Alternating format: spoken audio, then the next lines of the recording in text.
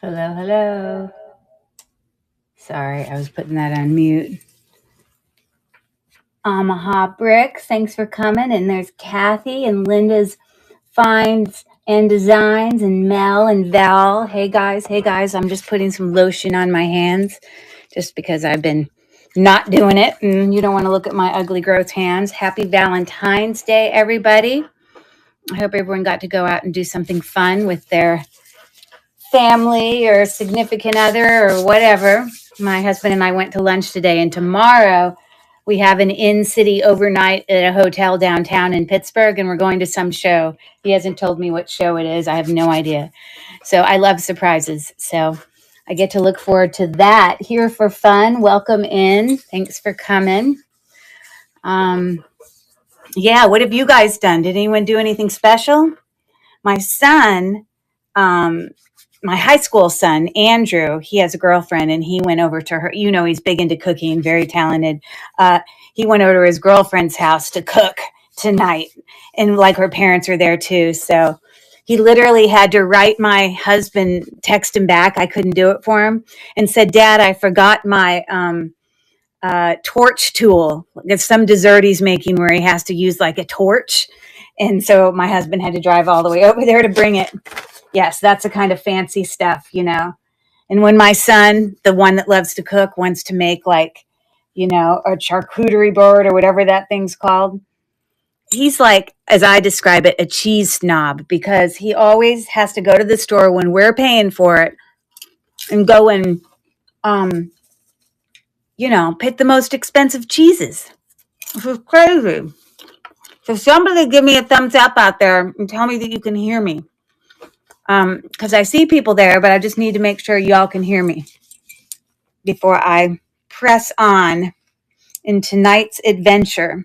A thumbs up, a hello, a heart, a something letting me know.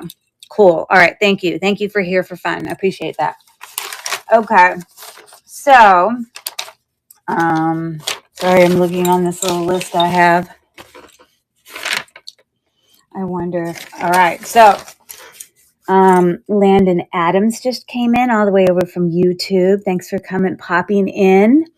All right. Well, for those of you that are new, my name is Curry. Many of you know me or regulars, but I do part-time sales here on District. Mostly doing live sales twice a week or sometimes more than that. As well as I have an entire, profile store that has lots of the stuff that have already come to auction. That's already like listed on my store at like great prices. I'll talk about that later. But then I also do sales on eBay. Most of the stuff on eBay is more kind of higher level, precious metals and, gemstones and all that. Not that I don't bring some of those things here to auction, but those more higher level pieces don't do as well on an auction as they do for me on eBay. So I'll bring them here once, but then a lot of times I'll bring them then over to my other page. So for those of you that don't know, I also have a YouTube channel, also called the same name, Cherish Strelix Boutique. So if you don't know or haven't checked it out yet or haven't gone and followed me, please do so if you're, interested in lots of unboxings of jewelry, jewelry hauls, some educational stuff, and lots of live sales that could be viewed. So if you go to my page, Cherish Strelix Boutique on YouTube, if you click under the videos section, those are like videos that I've posted that I have edited, and I haven't been posting as much of those as I have. If you go under the live section, there's tons and tons and tons and tons and tons of the live videos from the sales I've had here on District that I've streamed on there. So just the little update on that. So anyways, if you hear me crunching, it's because this is going to count as my dinner. I'm sitting here eating popcorn, tonight's all going to be about statement necklaces, significant, heavy, natural stone necklaces. Welcome in those people watching from YouTube. I see Helen, I see Landon Adams, and I don't know what parentheses mango means, but hello. Thank you for watching.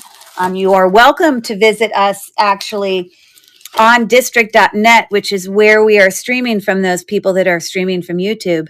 If you come over to www.lilyworksjewels.com, it'll bring you into district.net marketplace that I sell in, and you can register, and then you will be able to actually see the chat that's going on during our show. If you're watching from YouTube, and you're interested in being a part of the chat, you can't see the chat from YouTube, so you only see yourselves. So anyways, we're going to move on. And we're going to stay focused on jewelry. Anyways, we shall start. I do have my gem tester on right over here. Now, a lot of you, Kathy, are you in the live? And Mel, I know you guys are probably multitasking, but I wanted to say something and know that you're here.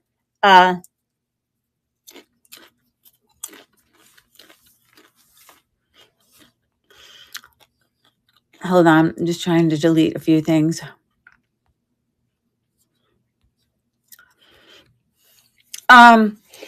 Okay, so you might have turned it on, but I don't know if you can hear me. Mel or Kathy, you guys are always talking, and Val too, about how, oh my goodness, I know so much about natural stones, and you guys are always relying on me to know the answer. And tonight will be a perfect example of how I don't have all the answers.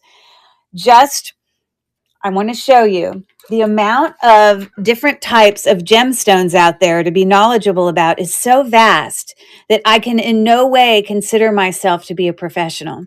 I want to just show you a few of these, examples of what I mean.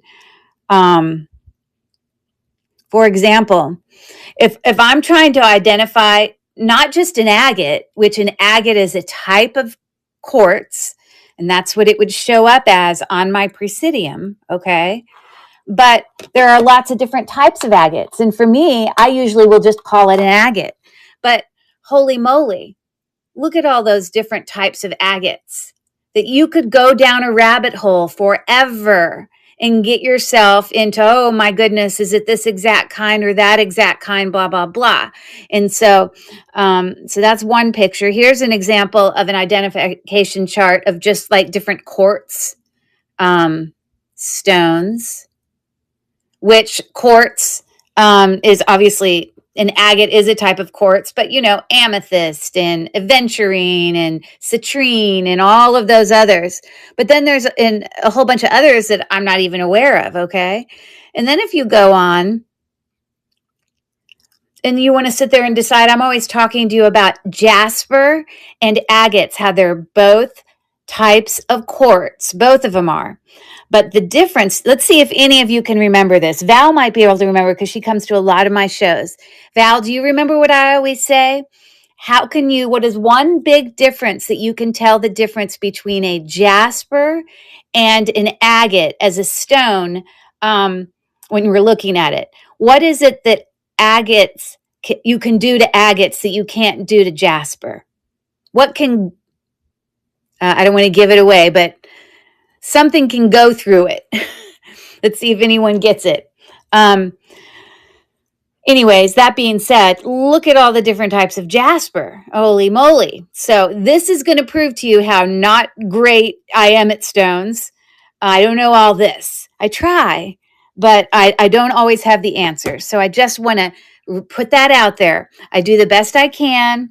I will give you as much information as I can to help us to come up with what we think something is. And a lot of these, I do know what they are, but I don't know specifically which jasper or specifically which agate. Okay. So just letting you know. All right. So the answer to that is the biggest difference between an agate and let me get one from my box here to show you. I have a ton of things here. All of these still have tags on it because these are natural stones that I have purchased at different thrift stores and things like that. These are not what we're going to start with. I'm starting with the bigger, more significant, more valuable statement necklaces. But what I did want to show you is here's a picture. Here's an example of some agates. Okay. At least that is, most likely an agate. And the thing about an agate is translucent, meaning light can partially shine through it. And you can see the light that can show through that. Okay. So that agates are known to be translucent. Let me find some where I have some jasper. Give me 1 second. Let me find one. It's an example of a jasper. I might have to get out my bigger stones here. Hold on.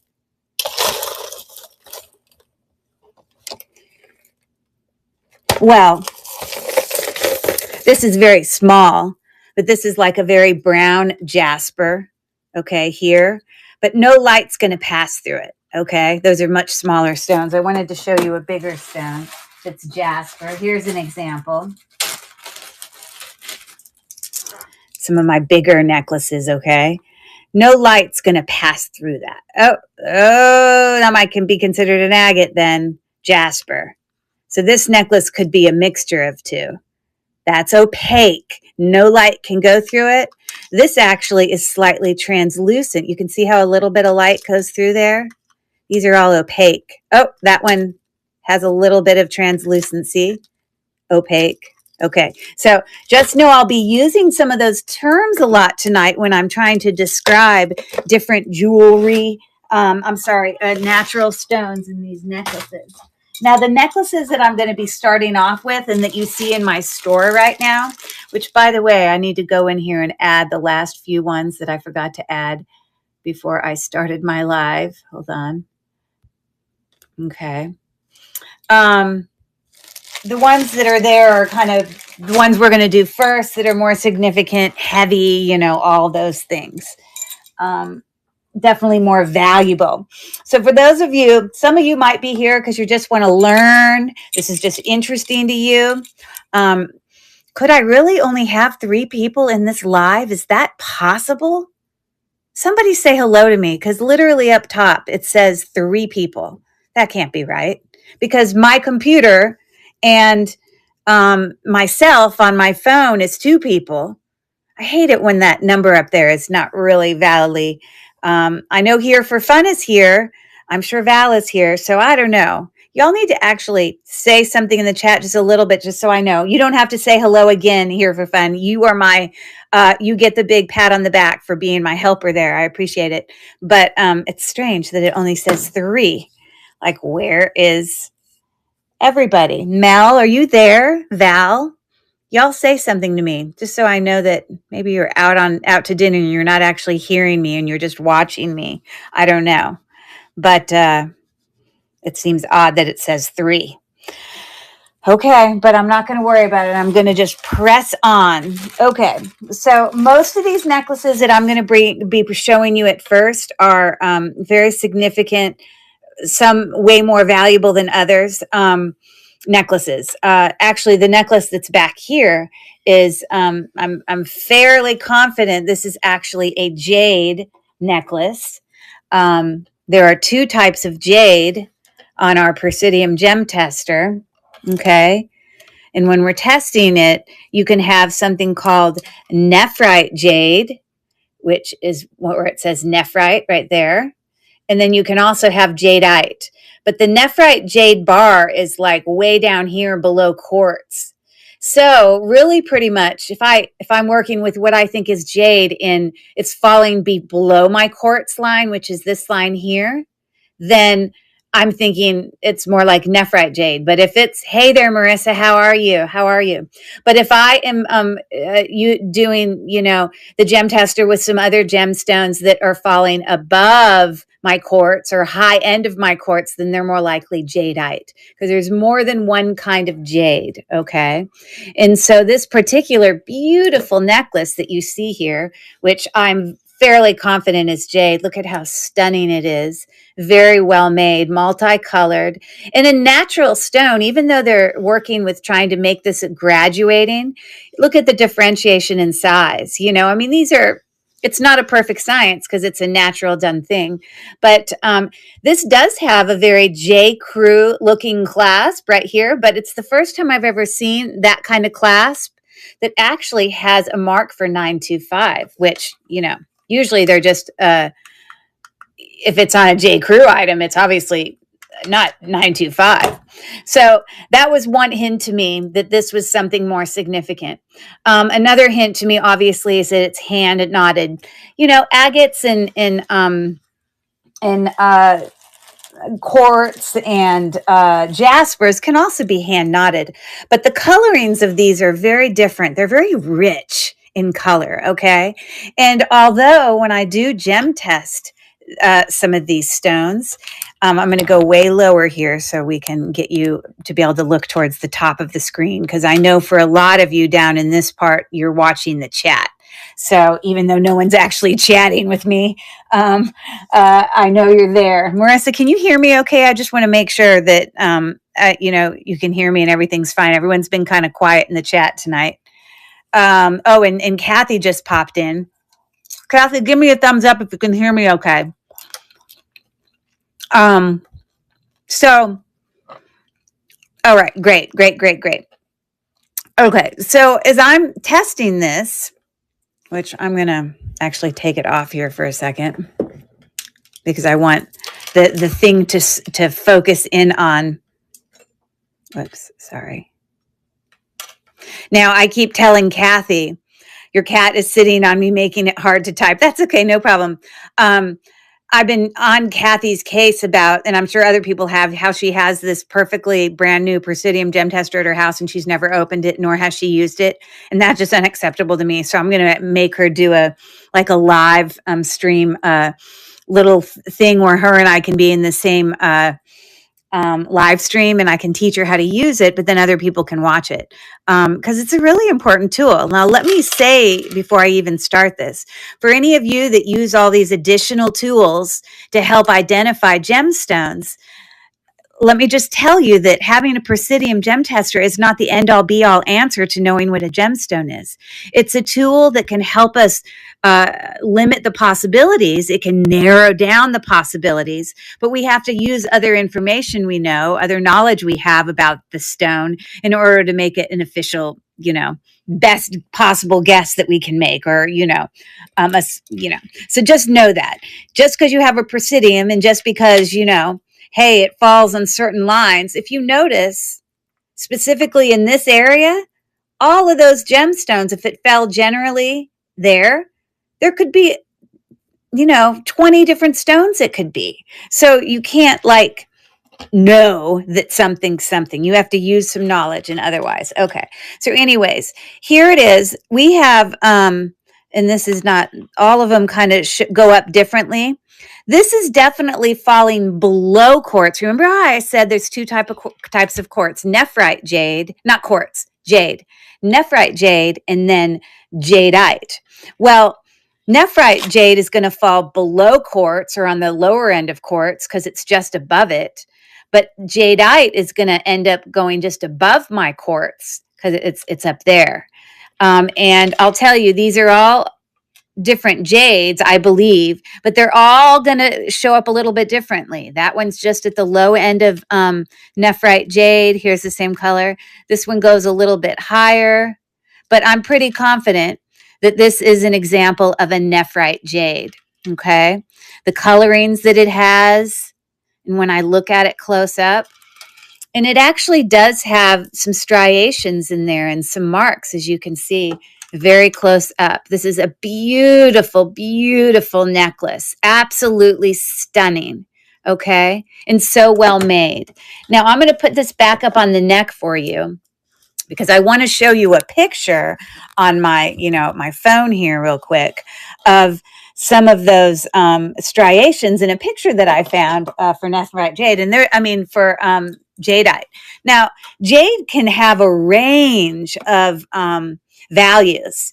I am not a professional in jadeite. For all I know, this could be worth $300. I can't claim to know. I can only use the knowledge that I have based on that. But I want to show you a picture real quick. Just like you can have different quality of diamonds, you can have different qualities of any kind of gemstone. It's the same thing with jade. And so I'm going to show you here. So here was a picture of my listing of this necklace, okay? And then I was going in I came across this one. And this is the first picture I saw that made me think, oh, wow, that could possibly, look at the colorings of those and the colorings of those. BJ, just the colors that it had to me was very jade-like. Now, obviously, this particular necklace must have some pretty valuable jade in it. I don't know. I don't understand the jade. But then I can sit here and flip, and I'm going to show you another jadeite necklace. I mean, not jadeite, nephrite jade here that also has some of these same colors, has some of these same, variations. But this is more in the range of $70. Okay. And so, because I don't know the quality. Now, this is still a hand knotted necklace. Now, this is not graduating. This necklace actually is a graduating one. It goes from smaller to bigger, and it's got a sterling silver lovely clasp.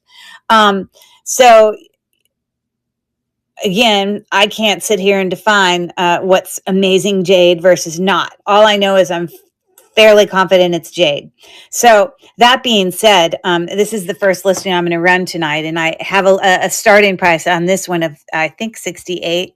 It's a stunning necklace. It's just extraordinary, and I'm going to show it to you super close up again.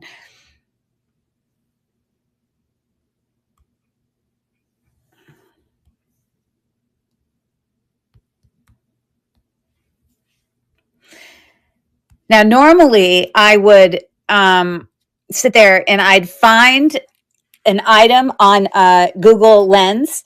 And if I'm fairly confident that's the exact item I have, I typically, based on the lowest price I find, will far below that do my price point. But because this jade could be really valuable or not as valuable, and when I look up just jade, nephrite jade in general, or jade necklaces, most of them are in the hundreds, or 200. Like, it's a valuable thing. I think this is the lowest possible one I've seen. But the reason I didn't cut this far below it is because I personally think the quality of this is nicer than this. So anyways, but I am going to start that auction now. And I'm going to bring this up really close so that you can appreciate. It's just beautiful. I'm going to let you look real close. You can see those different striations. This looks much different than an agate does, which is a type of quartz that it has a completely different, look to it. So I love that necklace. I'm almost tempted to keep it my darn self. It's so beautiful. But now it's going to become part of my decor. So there you go. Woohoo. And now we're going to kind of zoom down again here, and I'm going to press along. I think that's the most expensive item I have tonight. So don't worry, everything's not there. And I just want to say, although I have 21 items that are actually in the store, those are my more significant, larger statement necklaces. But stuff and natural stone necklaces that I haven't even priced yet, that were all haul necklaces, ones that I've shopped for, these price points are going to be below anything you see in my store. So just know there could be a lot of really affordable necklaces once I get through these original ones that, if you're interested in that, you might be here just to watch, and that's cool too. But I just want to let you know there will be some lower price points coming your way. So don't stress. All right.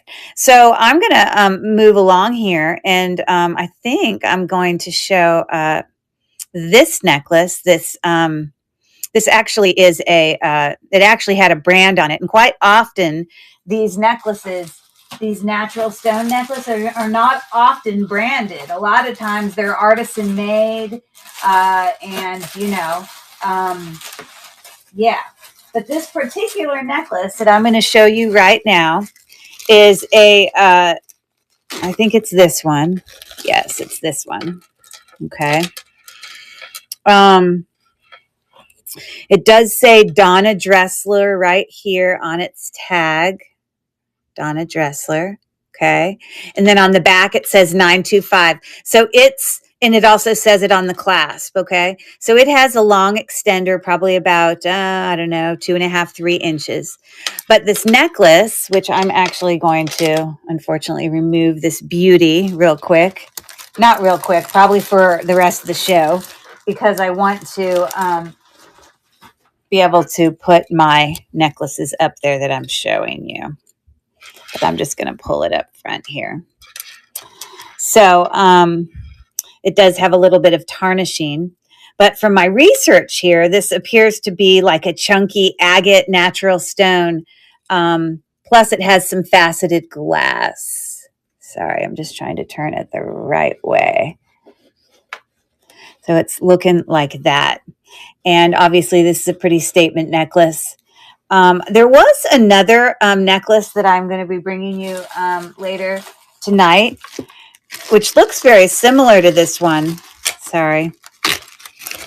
But all the things that I found on this, it described it as a sediment agate or a sediment jasper. I don't know, one of the two, with the word sediment being in it. And these look to me exactly the same, just in different colors. So for all I know, that could be a sediment style agate as well. I'll have to pull that other necklace up later. But one thing I did find on this Donna Dressler chunky agate necklace is I did find a comp. I found the exact necklace. Oh my goodness, my daughter.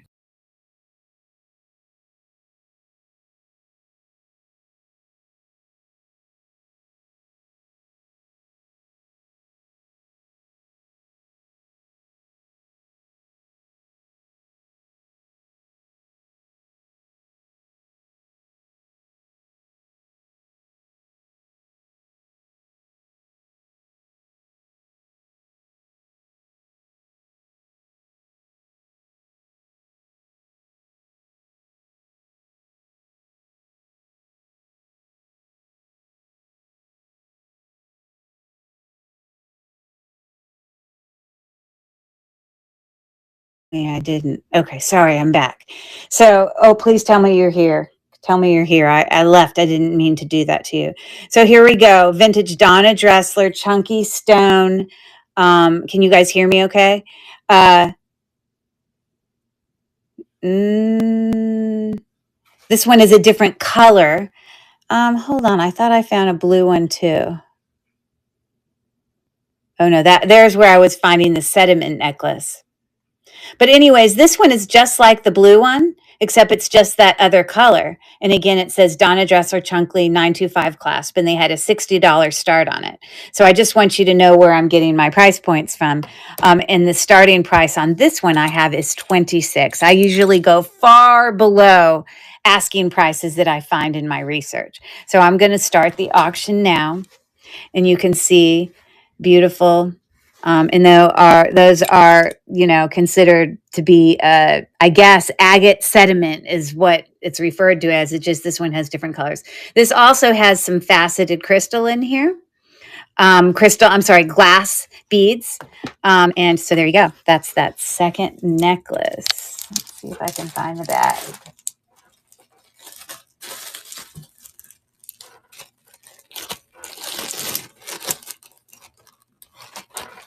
I do want to tell you guys, and I've mentioned this in my past shows often, but not only do I use things like, Google Lens and things when I'm trying to identify, gemstones, but I have a lot of books that I also use to help me. Again, these are the tools of the trade to help us. That's not the answer to everything. You got to learn about the stone. You got to learn about what family it's in. You got to learn about what characteristics it has. And I have some really great books that have great pictures for identifying a lot of these stones in their natural form as well as their polished form. So if you don't have a lot of books that kind of are teaching you about these, the gemstones, here's these 2 pages are pretty good. It's got the family tree of all gemstones. Of course, again, I'm not a professional. I just use a lot of resources to try to figure stuff out. But yes, it's nice to be able to look online and try to look things up. But it's not always the answer. And so sometimes reading materials are nice to have. This book is pretty significant. It's a huge book, actually. I got it a couple years ago at like Costco or something. It's got incredible pictures in it. Sorry.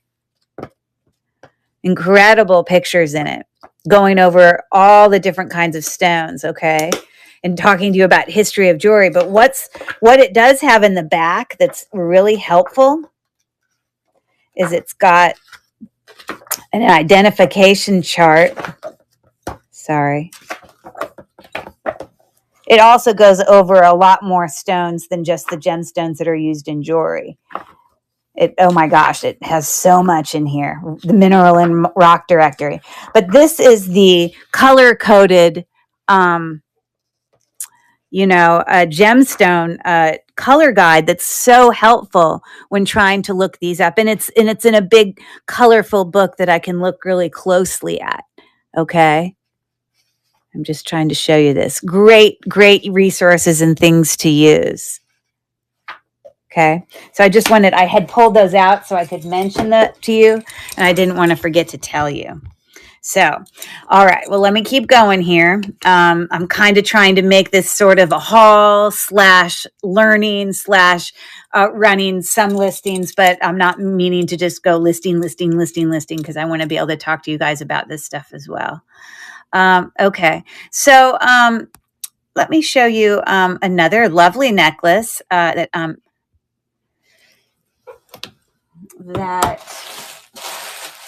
got from a local thrift store over here.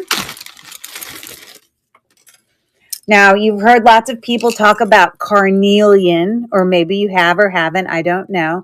But carnelian is a type of quartz. And carnelian is a very deep red stone, almost sometimes burgundy, like there's an example of one, that is used in, jewelry making. Now, this is a longer necklace. And I might even twist this around the neck to make it shorter. So it's a Y necklace, meaning, hold on, sorry.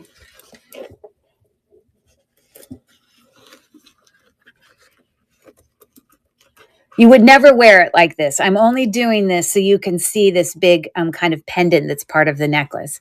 Now, look at how beautifully it's constructed. We've got some really lovely filigree caps on the ends of these stones, okay? This is not sterling silver. I have tested it. But you see it, how it sort of forms a Y. So I consider this to be a Y necklace, okay? And these are meant to be 2 different lengths here. It's not that one of them's broken off or anything like that. But obviously, it's meant to be worn 22 inches. It's meant to be worn as a longer necklace, okay? Carnelian is a type of quartz, okay? So usually when I test carnelian, it falls for me in the lower end of quartz. And it's really hard for me to get you to see really well. So it's not going to be the perfect science. But quartz line is that bottom line on the gem tester.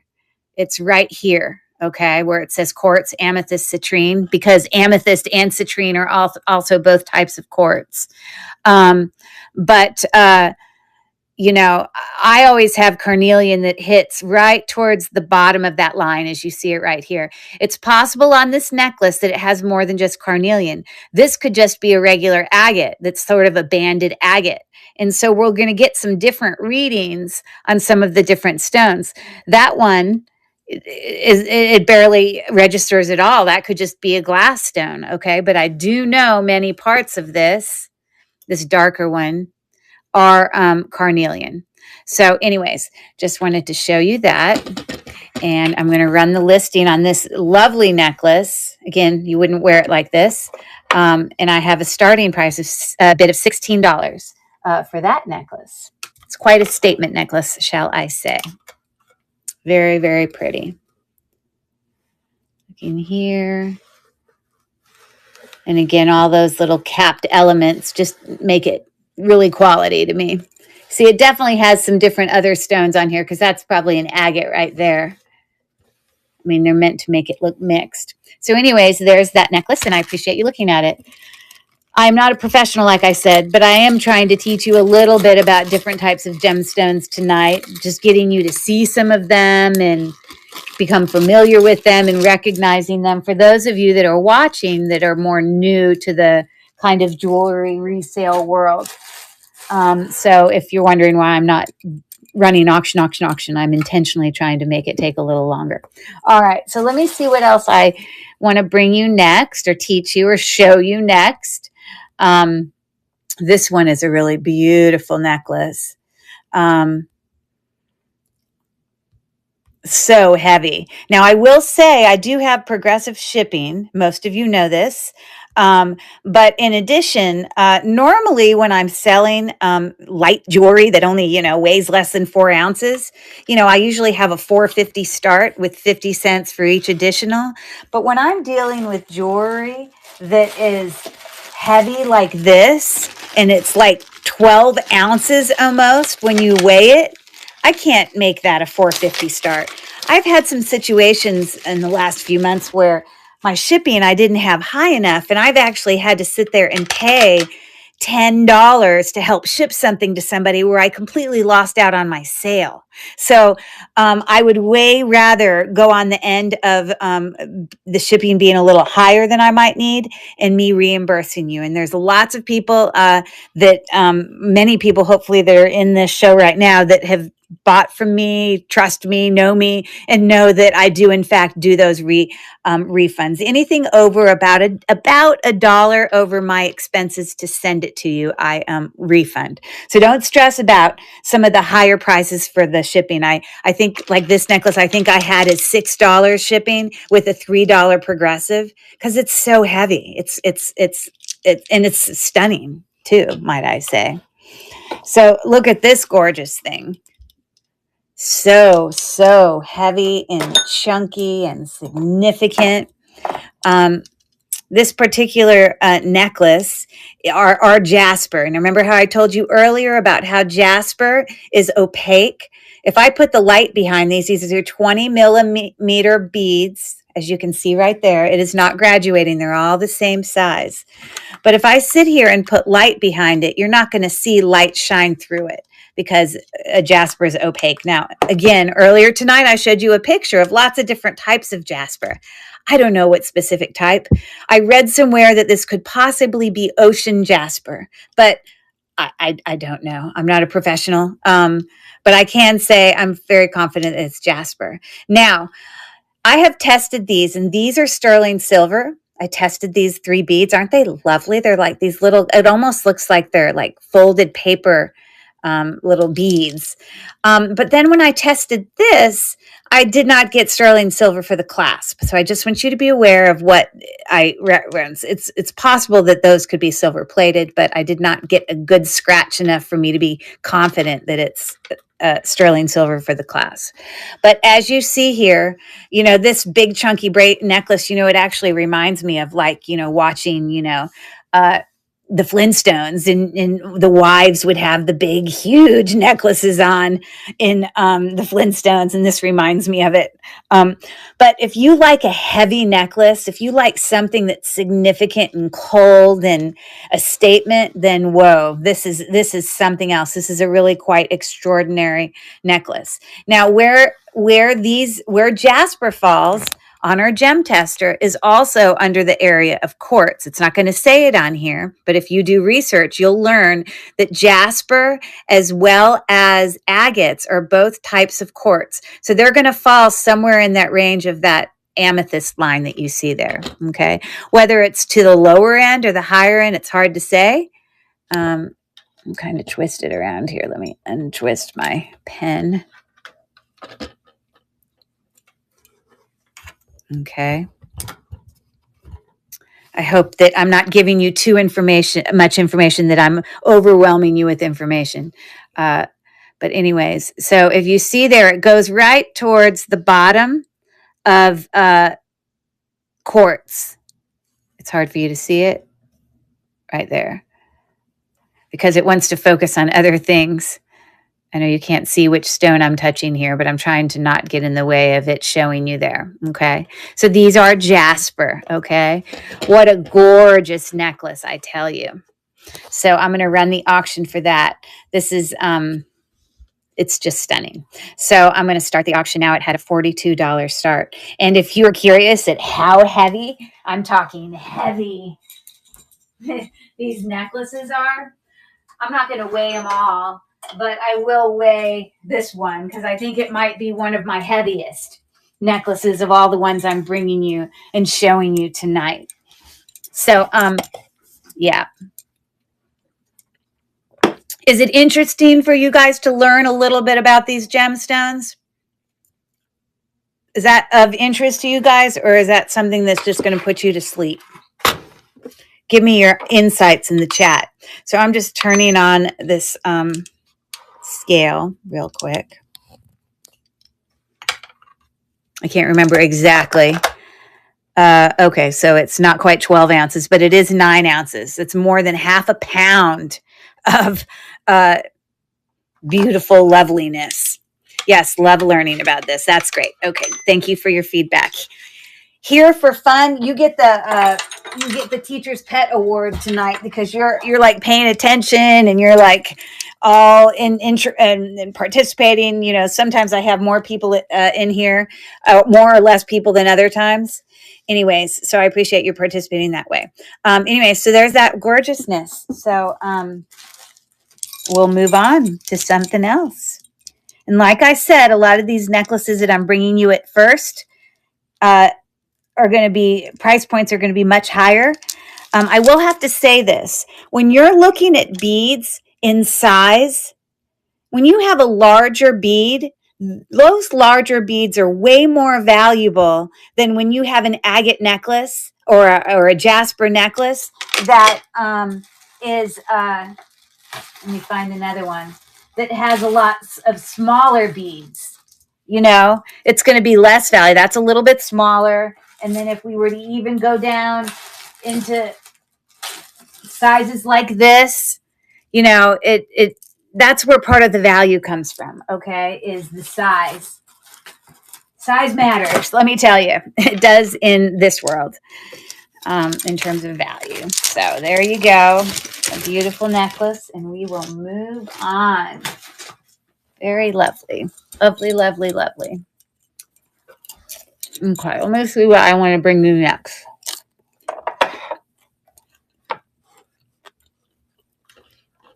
Okay. Okay, I'm going to bring this one.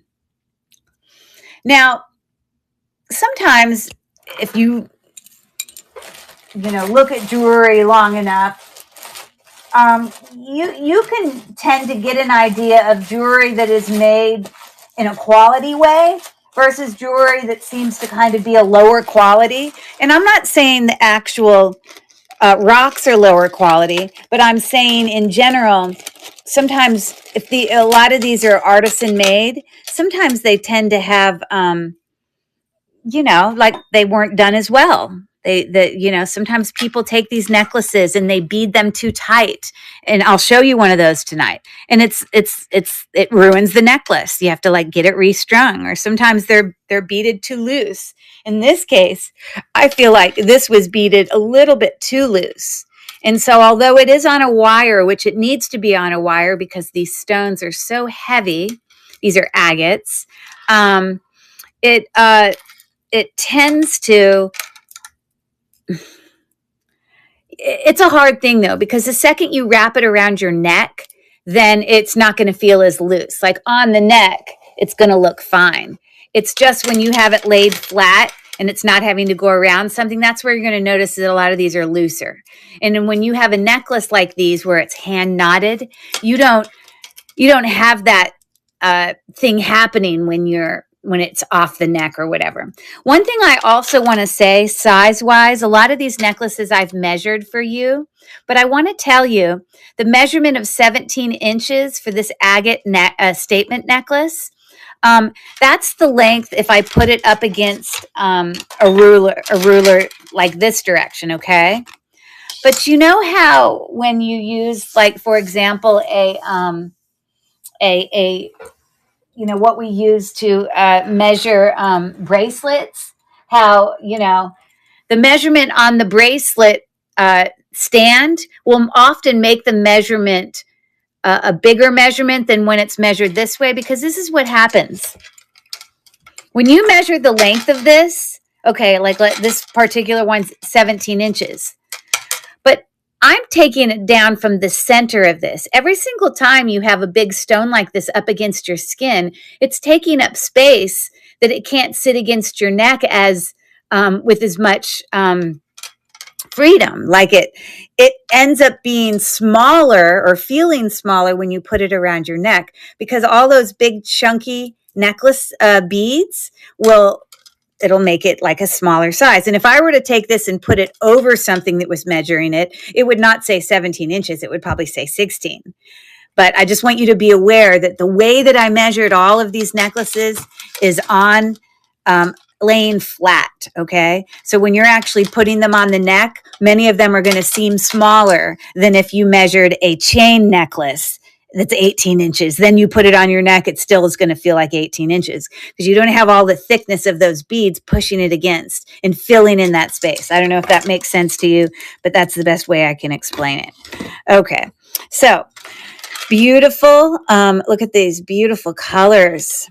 I don't know what you call this shape of stone, but you see how these just kind of sit here and flap around? That's the kind of quality and making of a necklace that I'm talking about. Now, these are beautiful elements. Those little capped gold tone flowers look great on those beads.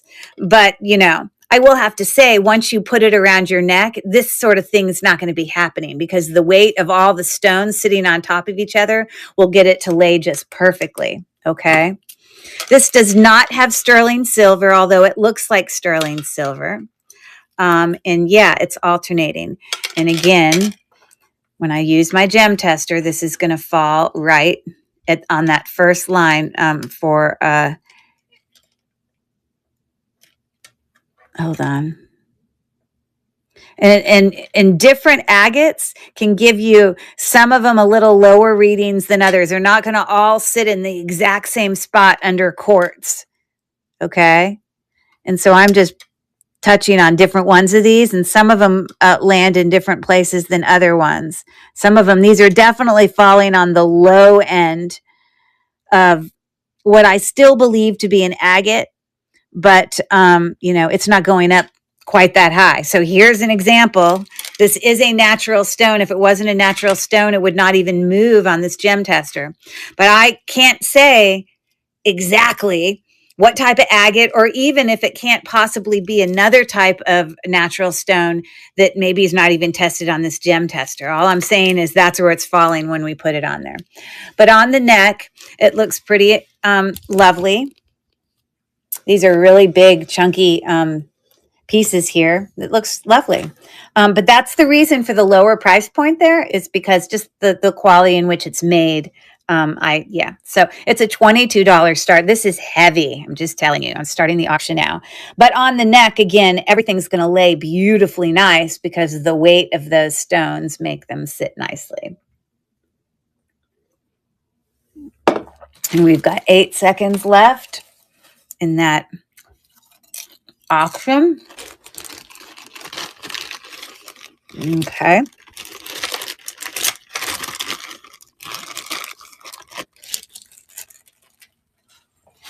Marissa, are you actually here?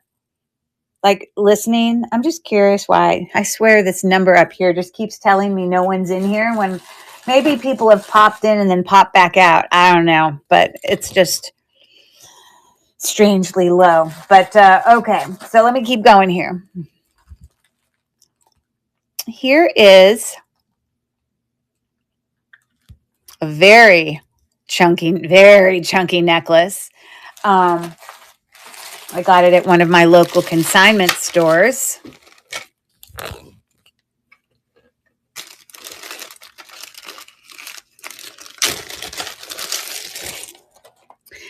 It's like a blue quartz. Okay. These do have sterling silver clasp on it. It does. Okay. It's hard for you to see, but this is hand knotted in between. Oh, sorry. All of those. This is graduating, meaning the size of these very chunky and asymmetrical stones generally start to get bigger as we go down towards the main bottom part of the necklace. Okay. This is super heavy. This is probably as heavy, if not heavier, from the one I measured earlier. And one of the reasons that we do have these hand knottings in these necklaces to help, obviously, if the string broke, all of the beads wouldn't fall off. Yes, that's one thing, but it also keeps those stones from rubbing against each other. So it helps keep the wear and tear of that necklace over time. It just, it's gonna wear better and last longer. Okay. And so, again, this is a type of quartz. It's just going to fall there in the quartz area as you see there. Okay. I think that I read like it was like you can have clear quartz. There's lots of different types of quartz. So this is obviously one of the kinds. I don't know which one. But let me put it here on the neck so you can look at it. I'm going to put it all the way at the end of the extender. So it can be as long as it can, but it does have its marks for sterling and all of that there, just so you can see that. Okay. And so it's going to look a little longer here. It says 17 inches, but I also just put it an extra 2 inches longer by using its extender. So it's nice to have the variety. That's a $19 start. So if you're looking for a really significant, chunky quartz necklace, there's a good, fun, colorful, spring-like option. So there you have it. We've got 2 seconds left. Okay. I'm going to keep going. I say this to everybody when they're in my lives. I hate putting necklaces away, especially big chunky necklaces, without undoing the clasp. Because if you keep the clasp on and then you force it into a bag, sometimes the fact that the clasp's on only lets it kind of fold and lay in one certain way. But if the clasp's undone, it just goes nicely into a bag much better. You're not going to hurt the necklace. Okay. So let me keep going here. Now, here's an example of a necklace that I just am not sure about. And my gem tester can give me some information, but not enough that I can go, I definitely know. Now, this is what I can tell you. A lot of people, when it comes to the black natural stones in jewelry, are like overwhelmed and intimidated at the idea of, gosh, I can't tell a difference between tourmaline or obsidian, which is a volcanic rock. That's a glass rock. Or because tourmaline can come other colors than black. It could also be whatever, but black is one of the types of colors. Or onyx, which is a type of quartz, okay? If you go and research those different stones, those different black stones, there are some characteristics that can help you identify them. I will say that onyx in particular can sometimes have little kind of like striations or lines of white in them. Not always, but there can be some that do, which means also onyx can have some slight light that can pass through it because of those lighter white areas, okay? I know that tourmaline tends to have a rougher, less shiny kind of stone, even when it's in its, polished form. But I'm not also always a professional. And again, onyx is a type of quartz. So this could be onyx, but it goes up to tourmaline also. So I cannot tell you if I think for sure that this is, see, it goes there to tourmaline.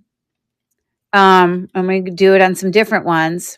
It doesn't quite get there to quartz. So my guess is it's probably more likely tourmaline, but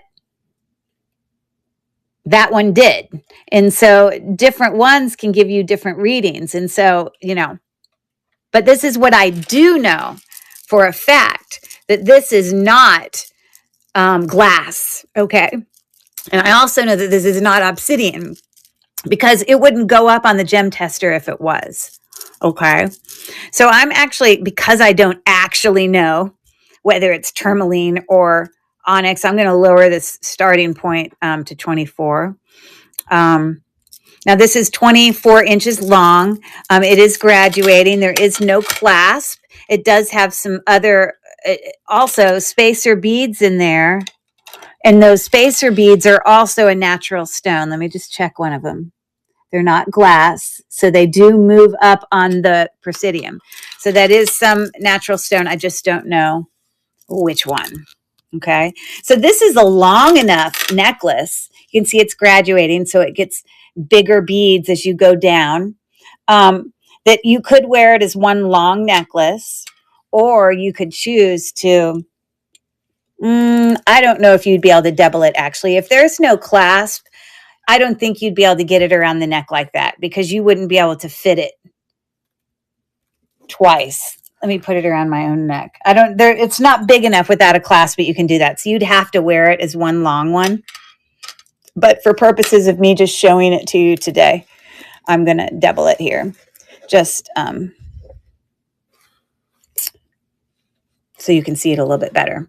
So a $24 start on that beautiful, heavy, cold, all the things, natural stone, black natural stone necklace.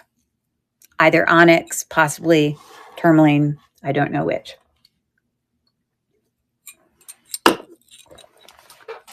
Okay. Got 5 seconds there.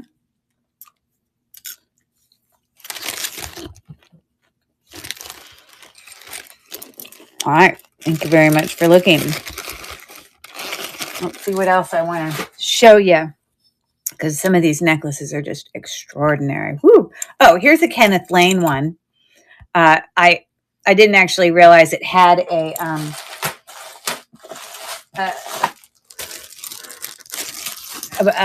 hang tag on it until after I bought it and brought it home. So in terms of heaviness, it is quite possible that this one might be the heaviest one.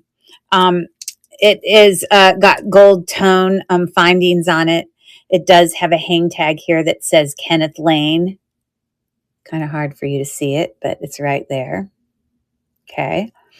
A long extender. This is just gold tone.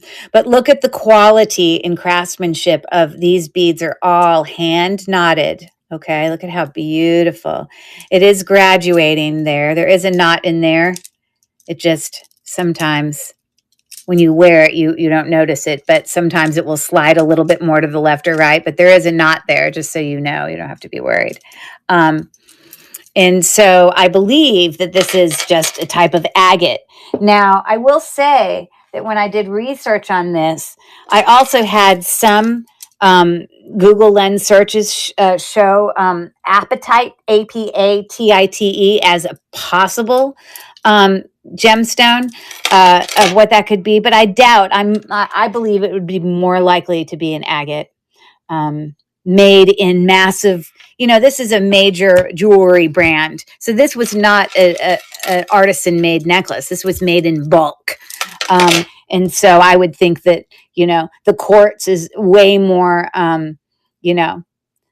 common and easy to find than others. But here's an example of another Kenneth J. Lane necklace. Now, this one is smaller than this one. This one's got way bigger beads. You can see this one has a twisting barrel clasp up there. I don't know if you can see that. But it also says Kenneth Lane. But it is hand knotted and appears to be the same stones. And you can see that price point there of that necklace, okay, for resale. Yeah, but I did look up that apatite. They look similar, but I just feel like these, I don't know. Again, these are an agate, so you're going to be able to see some light shine through it. There's an example of it, that one up there at the top. Some will have more light coming through than others, but there's an example, okay? It's called being translucent, okay? So, Yeah, it's just a hook clasp. I'm going to hook it a little bit longer just so it can hang a little bit longer so you can see more of the stones when I put it up there. Okay. So there you have it. I'm going to go a little bit shorter, I think.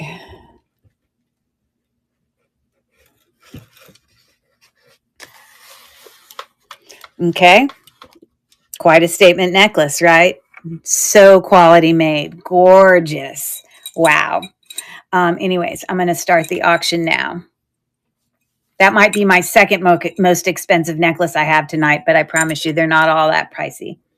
But it's the value of them is definitely there.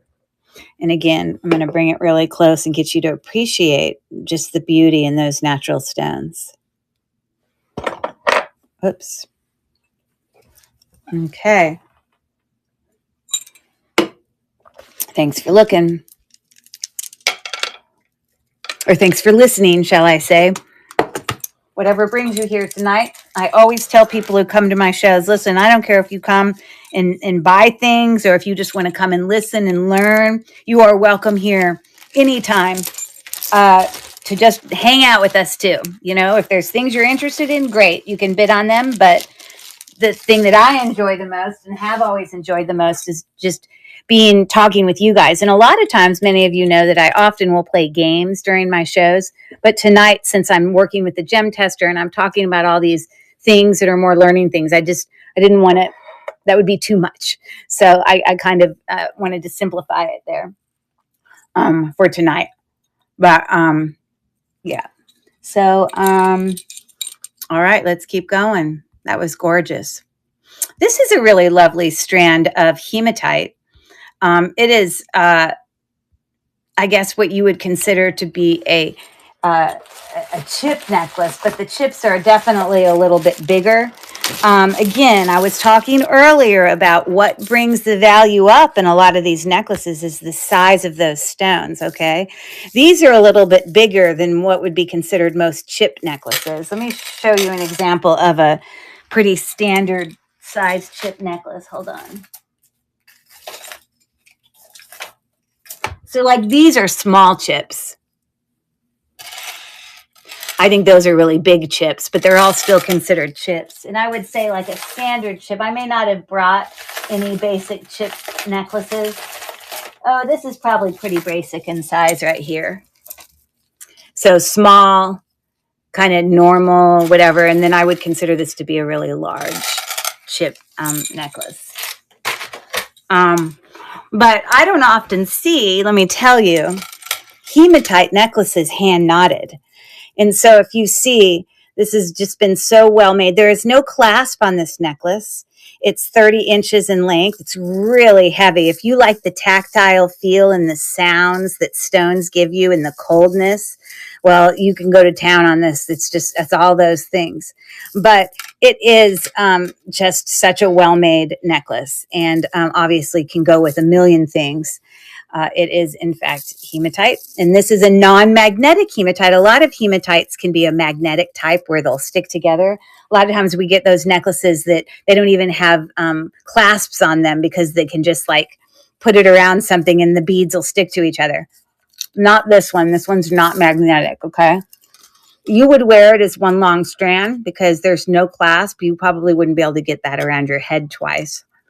But for purposes of me just showing it to you, I'm going to do it like that. Okay, so this is a $15 start. This is so well made. I cannot express to you. And I'm starting the auction now.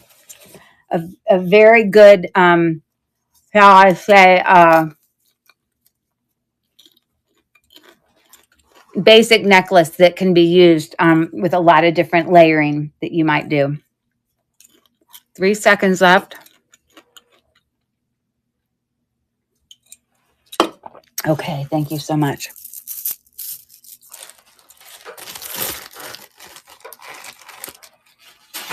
Okay. And again, I have lots of necklaces down here that are lower in price that I will talk about tonight and offer, but I wanted to get through these fancier ones first. Okay, so here is a, I've never seen a necklace like this. Now, I've definitely seen a lot of, natural stone necklaces that are knotted, but I wouldn't consider this to be necessarily knotted. It's not damaged. See all these little strings that are like popped out here and there? It's got like these little, and I don't know if I can get you to appreciate this, but it's got like these little like thread balls that have like a almost like a magnetic sheen thread on top of them. You can see them that are in between as like spacers on this necklace. You can see how some of those little strings are sticking out. I think it's meant to be that way because it's throughout the whole necklace. But I've just never seen one like this. I don't know if you would consider that hand knotted. I would just consider those to be like thread spacer beads, But it definitely has a different look to it. Again, these are agates. They are a type of quartz, and on my gem tester, that's what you get. It is graduating in that the stones towards the bottom definitely get bigger than the ones that are way up here at the top with its twisting barrel clasp. Definitely a vintage piece, as you can tell, definitely from that twisting barrel clasp. 25 inches. I could not find another necklace that had, those same little thread beads. It's very interesting. Just never seen that before. I'm going to move this down just so you can see as I'm going to show you here. Now, these are all different colored agates, multi-different colors. Some of them will register more than others. Some of them could possibly be like that green one right there could be a jade. It's possible you could have some on here that might be different types. Like to me, this looks like a moss agate. Again, I'm not the professional. And they're all going to fall at different places on that gem tester. But anyways, so there's that kind of thread spacer bead thing. But I'm just have a $12 start on that one. It's different and unique. May not be everyone's cup of tea, but you're definitely not going to see anyone else with this. I've never, in all the years I've been doing jewelry, I've never seen spacer beads like that. So that's pretty unique. A $12 start on that. Pretty heavy and significant necklace. That's a lot of natural stone for a $12 start. For sure. We've got 7 seconds left.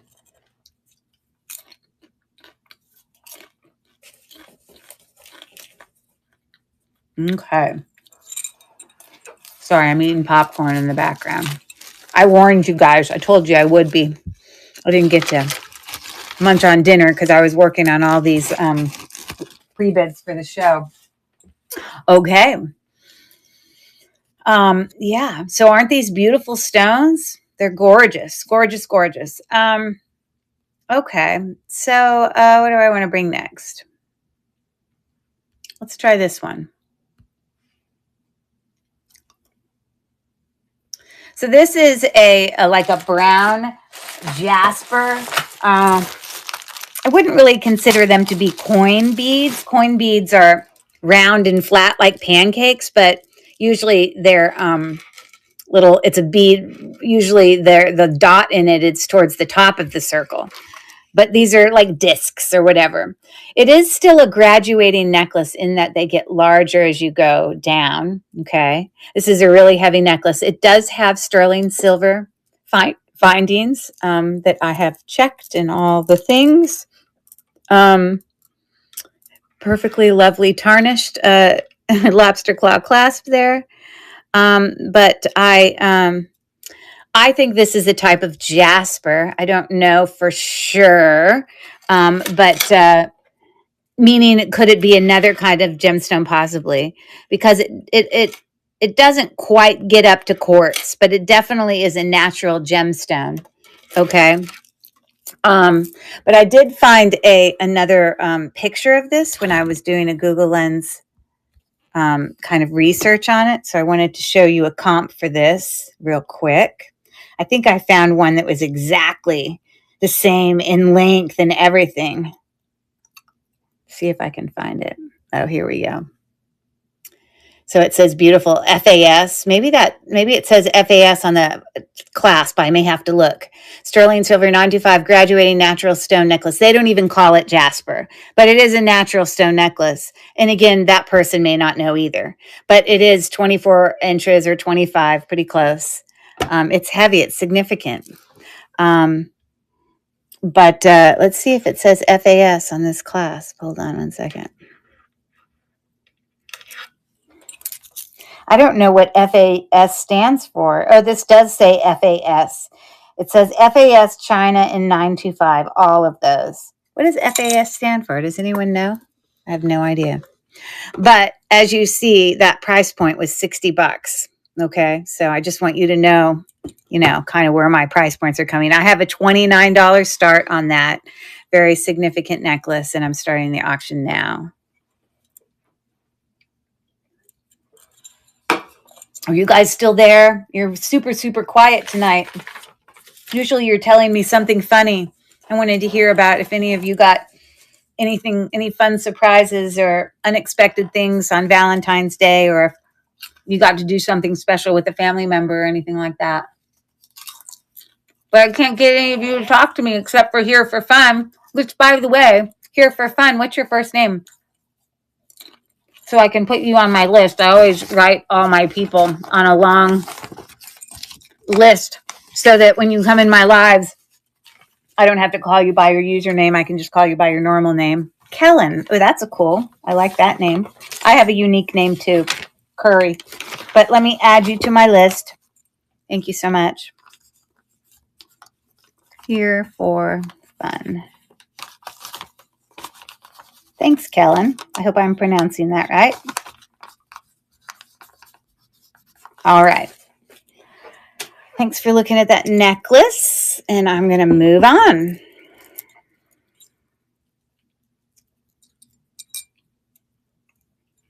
The theme of tonight is to show you guys, a lot of you think I always know all the gemstones. I don't.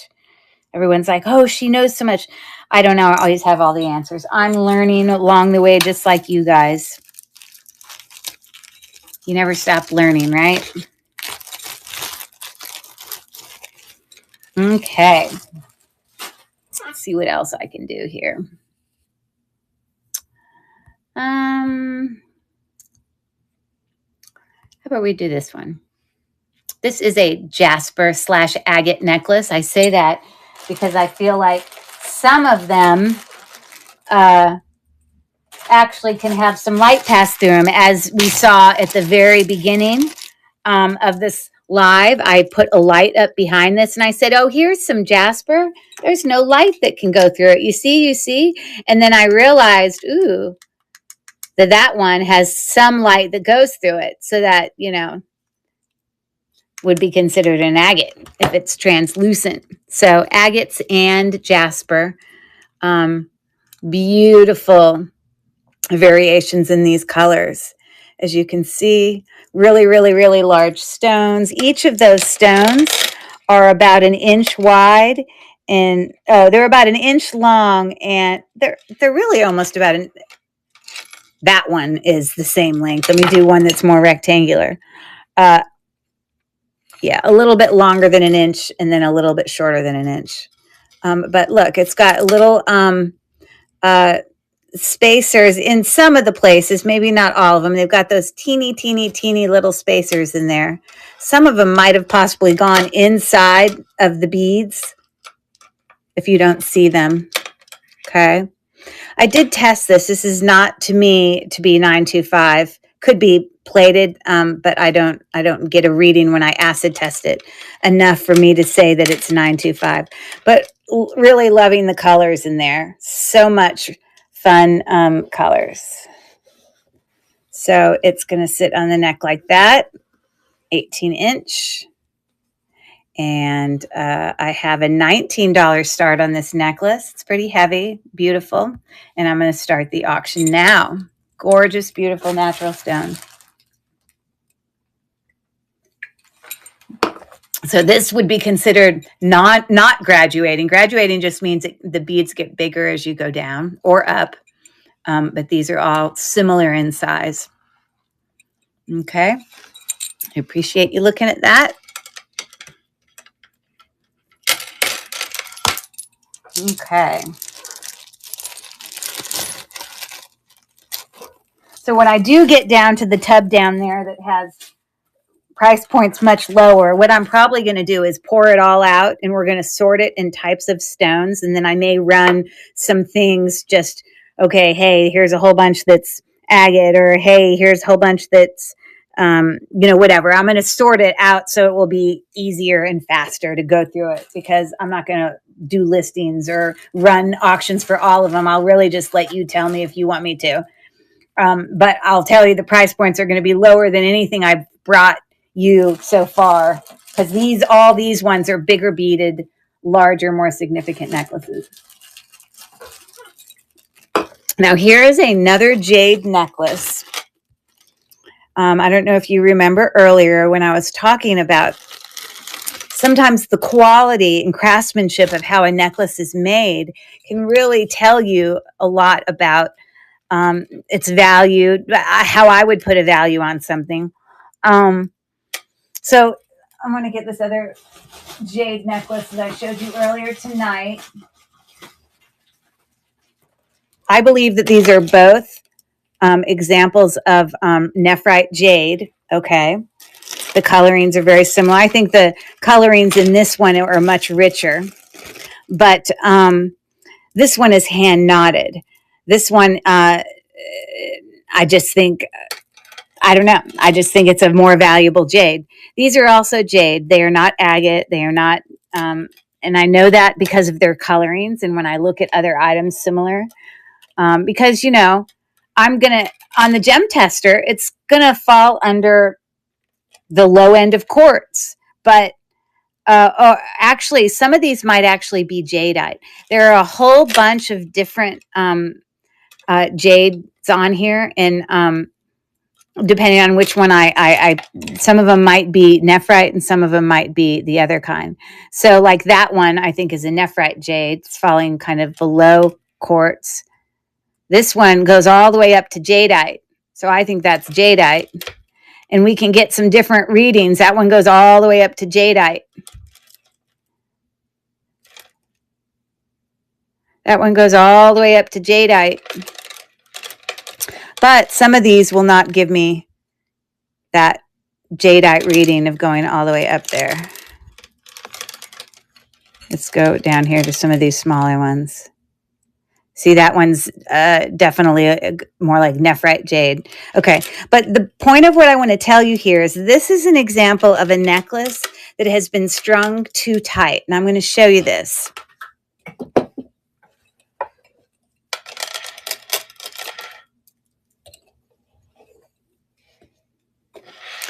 Look at how I can't even straighten it out. I can't even get it to lay straight because the beads have been packed on that so tightly. There is no give room. Now, you remember that bracelet earlier? I mean, the necklace earlier today that I was like, okay, this is too loose.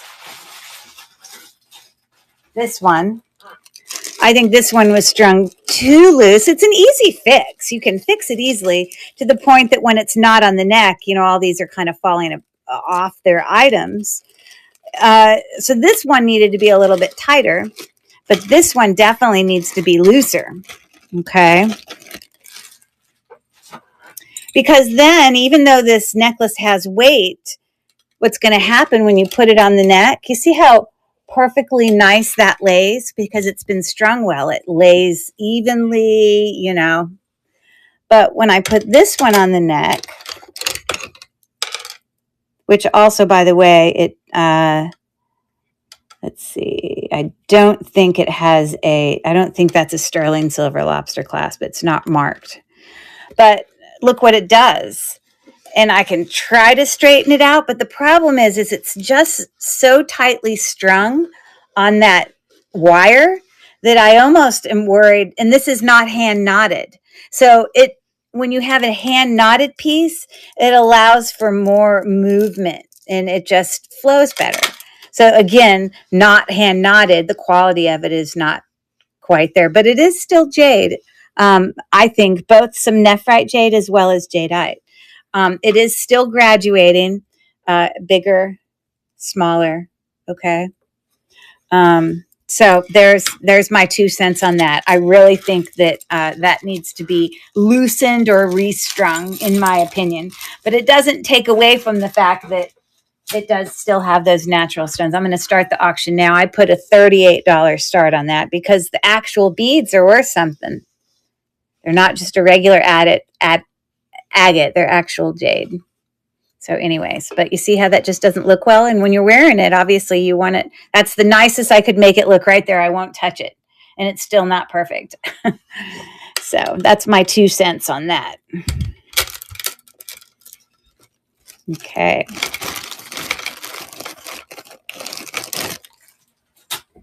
All right.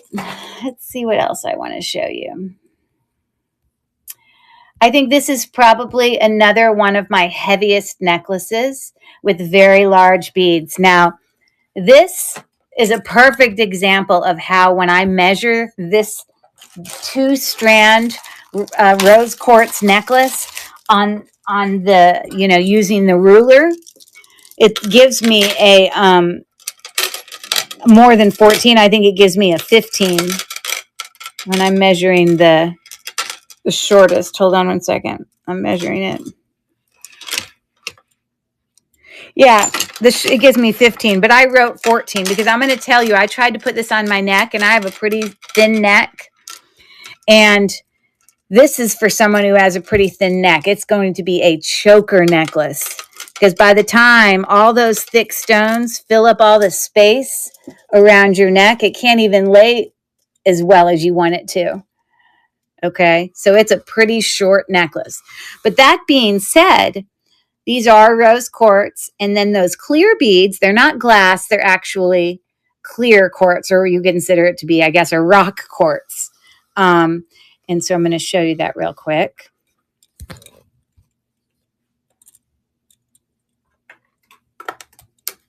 Now, you can also get pink stones that resemble rose quartz that could also be a jade, but those would be higher or lower. These, to me, fall right in the middle of quartz. Some of them are almost up to jadeite. Can't get it to lay straight. I don't think these are jadeite, but they are going up pretty high. But when I do some of these clear beads, they are quartz. So you can see them going up to quartz right there. You see them move up. It's hard because I make it blurry when it's trying to focus on my hand, but then also the thing. Let me bring this up here so you can see. Okay.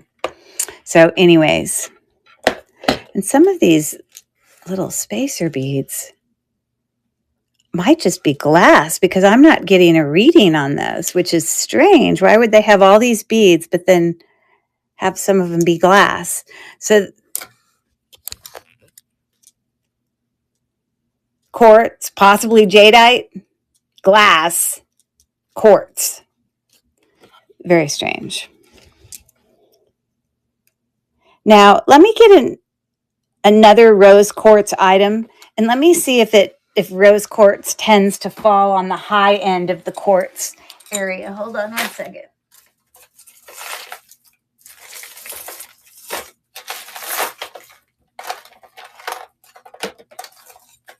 I think I have one rose quartz one in here somewhere.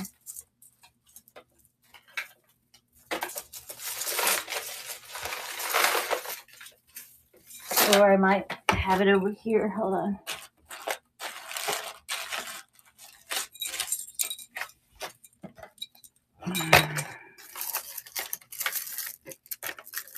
Okay.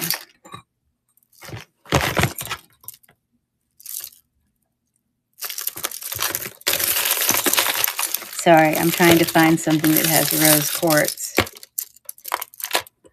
I don't know. This might not be rose quartz. This is way darker, and those might not even be quartz at all because they're barely even moving. Okay, well, we'll take that out of our thing. You're not even getting a reading of quartz on that. Oh, here we go. This has lots of different quartz on it, some of which can be rose quartz. So hold on. Here's rose quartz right here. So generally, okay, so this is the answer to my question. Rose quartz always goes towards the high end of quartz. So that is what I'm getting on these others. So these are some really large beads, very significant, very heavy. I'm actually going to lower this to 38, just because it's a smaller around the neck necklace, and it can only work for certain people who have smaller necks. Anyways, so I'm going to start the auction now. Super heavy necklace, lots of natural stone on all of those larger beads. Those round ones might be glass, but these are all definitely quartz, quartz, quartz, quartz. All right. So thank you for looking at that super heavy, big necklace. All right. We're going to plug along here. And again, with a lot of these beginning necklaces, I really wasn't expecting a lot of people to buy many of these because I know the price points are super high. I was really just bringing them to you more for information and as a haul. You know, probably a lot of those other necklaces I have below there are going to be better price points for people who might be interested in natural stone or not. I don't know. So let's keep going. This is like that other necklace that was that something Keller's, whatever, where it had, they described it as an agate sediment statement necklace. But yeah, it's like, it's almost like chips within put together to make one stone together. Like it's made up of a whole bunch of little chips in there. I did test this for gold. It is not gold, but it is vermeil. So I do get blue. Hey there, Mel. How are you? I do get some blue when I test with my 18 karat gold. Not some, it does. It's sterling silver underneath that gold plating. And so this has a really just elegant, dainty little dangle there at the bottom of the necklace. Okay. It's got some more kind of rounder beads there.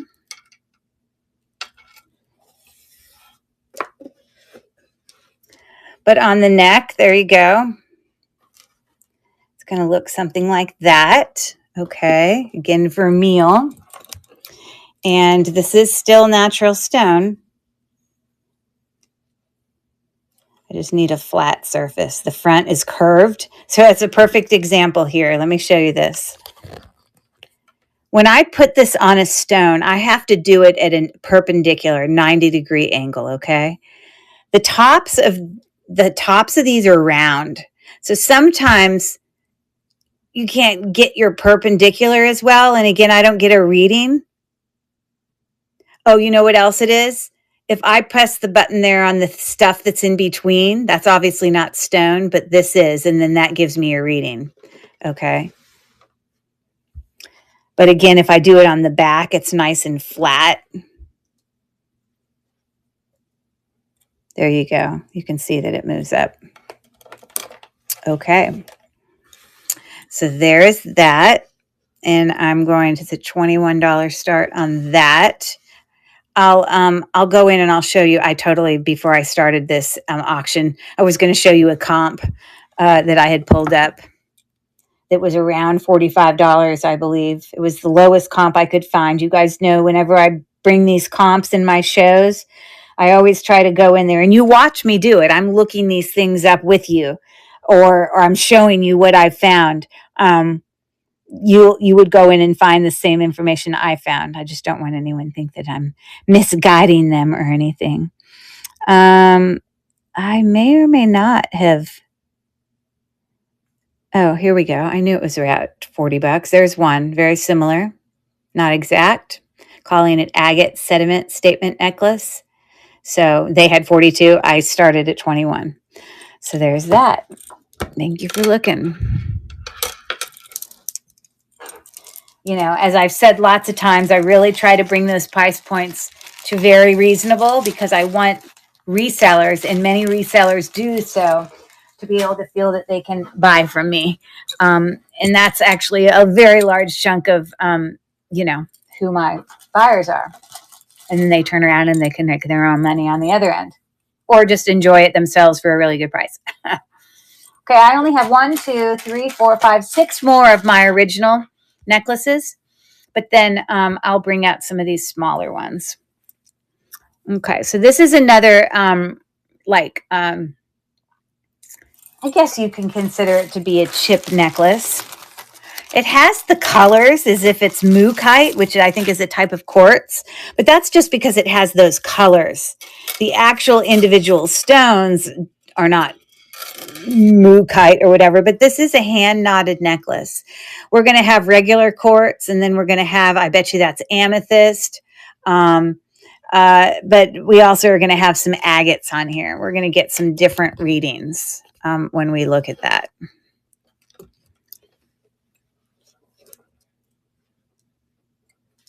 Sorry, I have to lay on it flat. I can't. So there's amethyst. You see, I can't even show you because my hand's in the way.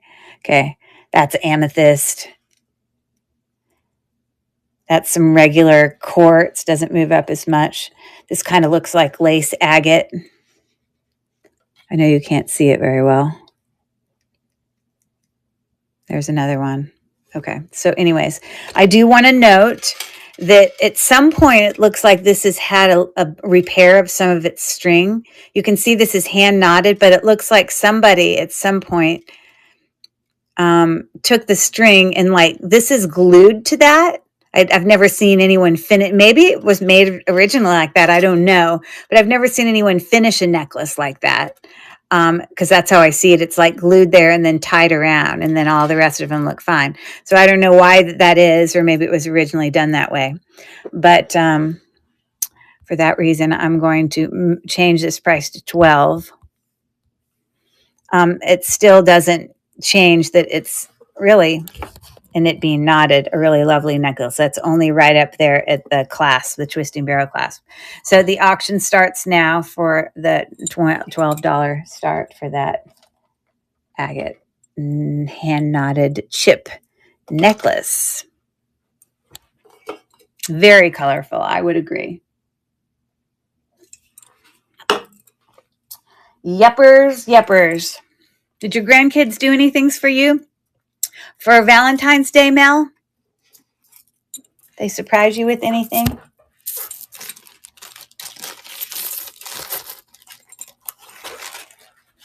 Okay. Let's do... No, they have been sick. Got it. You can get some purple stones that are agates that are a bit like a banded purple agate, but you can also get some types of amethyst that don't have the typical look of amethyst, but they're still amethyst. And how I can differentiate between both of those, I don't know how to. Okay. But when I sit there and I do a Google Lens search on what this stone looks like close up, everything pops up versions of amethyst, which normally to me, amethyst tends to be, you know, more of a solid purple color, maybe with a little bit of variations in color. But I wanted to show you a comp here. Like here, they're still calling this natural genuine amethyst chunky, and it's got little variations in there. So I don't know. I know that amethyst is a type of quartz, and I know that agate is a type of quartz, and jasper a type of quartz, and all of them are going to fall under quartz, and that's what these do. So it's one of those, okay? These have sterling silver findings. I didn't actually test the beads, but I wouldn't be surprised if they were. These are definitely sterling. And then these darker, smaller beads at the top, I think they might just be a faceted glass. But this is a little bit longer in length. It's 22 inches. And, you know, it kind of is got that look more chunky towards the bottom, but very lovely variations. Okay, kind of faceted, big facets. So I'm starting the auction now on that necklace. And I had it as a $22 start. Again, I want to remind you, larger stones, the value goes up. So a lot of these ones with really big stones on it, that's where the price points. I found probably that listing that I showed you was like a $45 listing. Okay, so there's that. Okay, I've got 4 more here, and then I'm going to pull out my other tub, and we're just going to play and see if we can find some lower price points to share with you.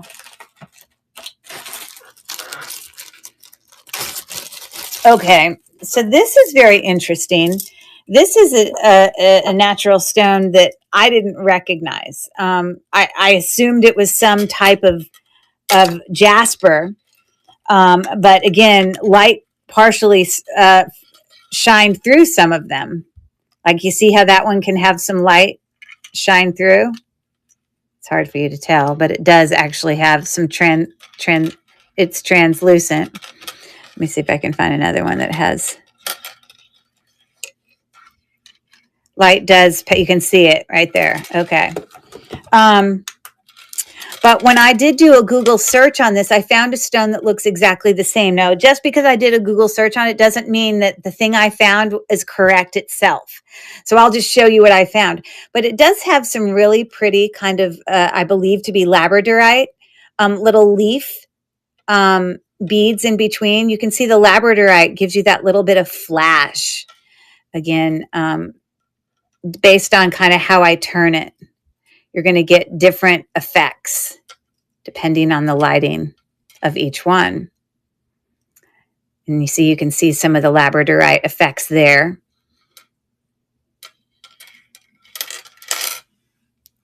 Weird.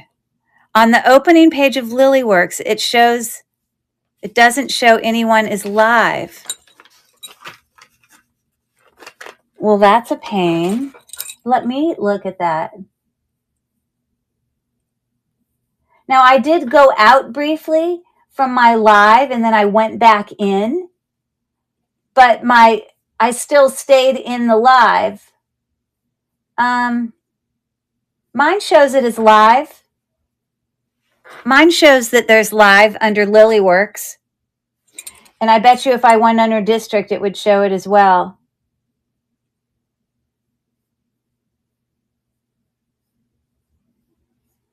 So interesting. Yeah. So, okay. Well, mine's showing it, but maybe that's why the numbers are weird, because the numbers have been weirdly low. Like I mean, it's not like I normally have 100 people in my lives, but I don't normally have 4, so it's been strangely low. Yeah, I don't know. I don't know the explanation for that. But anyways, so yeah, labradorite spacer beads. And then these, I think just black faceted beads there. But this actual bead, let me hang this on the neck real quick. I did test that. That does show up as 925 on that clasp, FYI.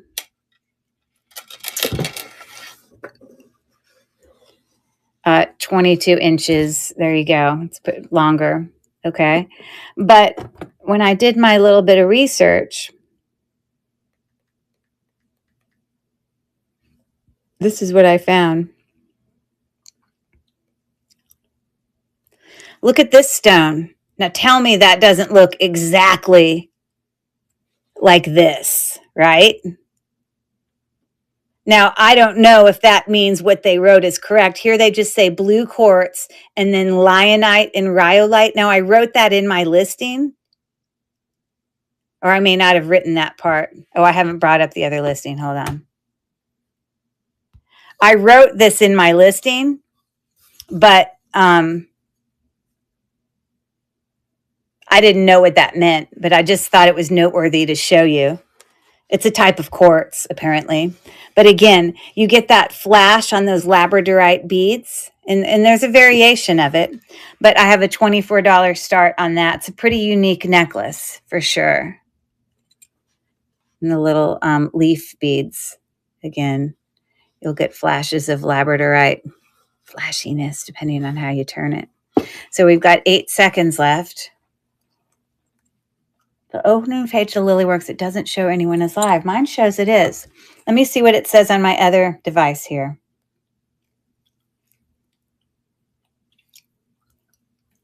On the opening page. Mine shows it is. Now I'm curious what it shows. Oh, thanks, Mel. I appreciate it. Let me see if it's still also showing me on the main page of discs, like on the main page for a district. Let's see if it's also showing my live. Let me scroll through and see if it shows it. Yeah, it's showing me as live also. Yeah. And everyone else in these lives have 12, 42, 9, 11, 18. I literally have the least amount of people in my live. Oh, that's not true. There's another person that has 3, but I don't know. I don't think I've ever had that low of numbers. I don't know if that's accurately telling me the numbers right or if it's incorrect. I have no idea. Seems off to me. Anyways, thanks for looking at that. It's a lovely, definitely unique piece.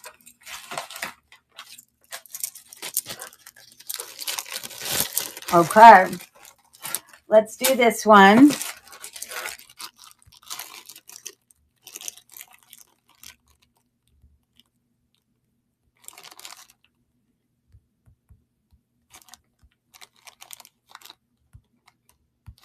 All right, so this is a multicolor jasper. I think it has some jasper as well as some agate. And when I actually used my gem tester on some of them, I think some of them could be also jade because they go way higher than this one stone in particular goes way higher than everything else. Goes far past quartz into jadeite. But then, like, I think this is a Dalmatian. Sorry, I think this is Dalmatian jasper, and that sits on the lower end of it. They're all going to fall at varying spots, okay? But this is a fun necklace because it really has a mixture of completely different stones put together into one necklace. We've got this very large hanging, what I believe to be jasper, but some agates, some jaspers, possibly some quartz in like this pendant necklace. I did test that. I did not get a positive reading for sterling silver, although it does look like it.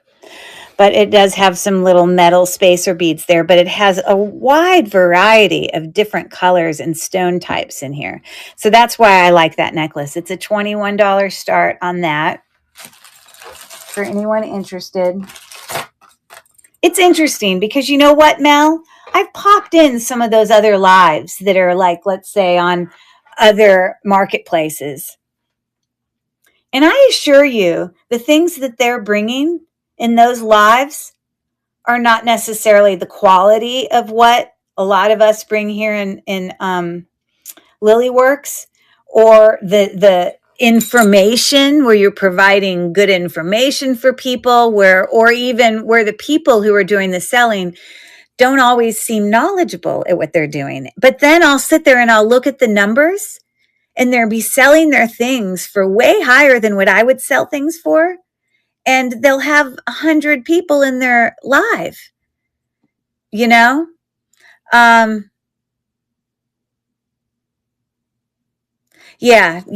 And it baffles me. Like, you would think people would want to go and try to find I don't know. I don't get it.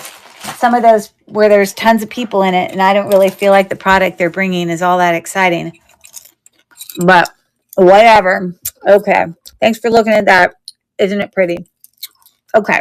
So I have 2 more to show you, and then I'm going to bring this tub up. But I'm not going to spend a lot of time on the tub. I'm going to kind of sort them into things. And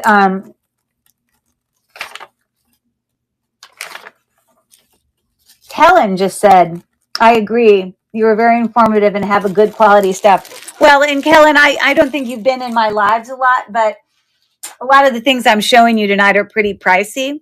But I also can sit there and have lots of lives where I'm bringing you $5 starts or $7 starts of nice, beautiful quality name brand, sometimes sterling items for really good price points where you can really get a good bang for your buck.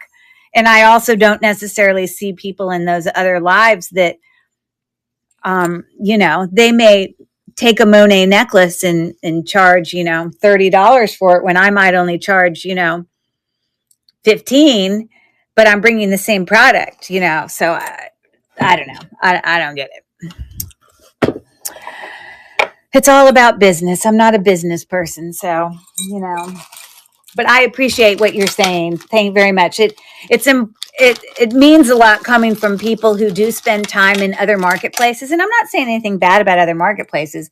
I promise you and assure you there are going to be people in those marketplaces that are knowledgeable, because I've also been to those lives. So I'm not saying everyone is that, but I've definitely been in some lives where I felt like they didn't seem very knowledgeable and they had a ton of people in there and they're charging prices way more than me. So I didn't, in those situations, that makes me question.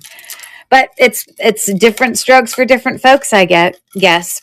All right, so this necklace is pretty unique. The beads are very interesting to me because they're almost like ombre in style. Okay. Oh no, that's the wrong one. I got to bring it.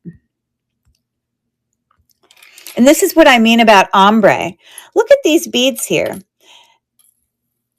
You can definitely see, like, some of the lines that you would normally get in a natural stone in there. But it's like these little pocket windows of, I think it's probably the way that the stone was cut. And then this one does the same thing, except more in browns, and then another one of the green ones. But those three stones in particular at the bottom of this necklace sort of have that ombre look. Oh, I lie. So does that one. So does that one. And then it stops about here, and it's more like just oval beads of different colors. So these are all agates, and when I test them on the gem tester, this does have sterling silver hook clasp with a really lovely kind of oval extender there. Okay. But I thought that was pretty unique for sure. Okay. Very lovely necklace. Heavy, all the things. Okay. So I'm starting the auction now on that one. This has got some pretty pinks in it. Again, agate is a translucent stone. So you should see light pass through it in various amounts. You can see it varies in the amounts, but it still does.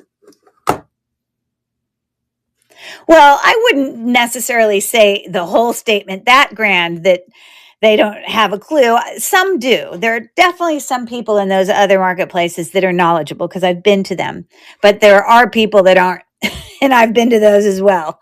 And I'm all about, like, I'm a bit of a perfectionist, so I want to bring like the best quality and best information I can to you guys. I don't necessarily think everyone necessarily takes that time. Different strokes for different folks, I guess. And might I say, I don't always have the answers either. I'm learning too. So one thing I've always loved about Lilyworks is how we all support each other. We all help each other and all that stuff. So all right, here's the last pre-bid item that I have for the evening. This is just a chunky graduating. It didn't graduate from high school. Graduating in size, focuses on reselling for them and not specifically on jewelry. True. Sometimes I go to lives and I just feel like it sells. And I like the talking in between. I like the learning about it. I like the non-rush. That's why my lives are always so long, because I don't want to rush. Anyways, So this necklace has some, what I believe are half jasper and half, possibly some agates. I think light shines through these. You can see how you get some light that shines through.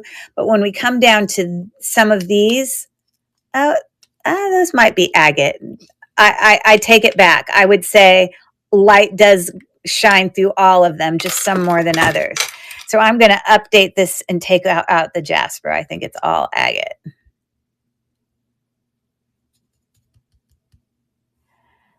Okay. Again, like I said, the bigger stones you have, I did test that for sterling. I did not get a positive reading on that. I love these. It reminds me of popcorn kernels, like corn kernels, you know. But it's looking like that. It's hard to appreciate it when I'm trying to raise it to the top. Hey there, Val. How are you? So we're just finishing up on the very last kind of pre-bid necklace, and I'm going to bring up all these lower priced ones for us to go through quickly. Anyways, yeah. So I'm going to start the auction now. That was a $19 start on that very last one.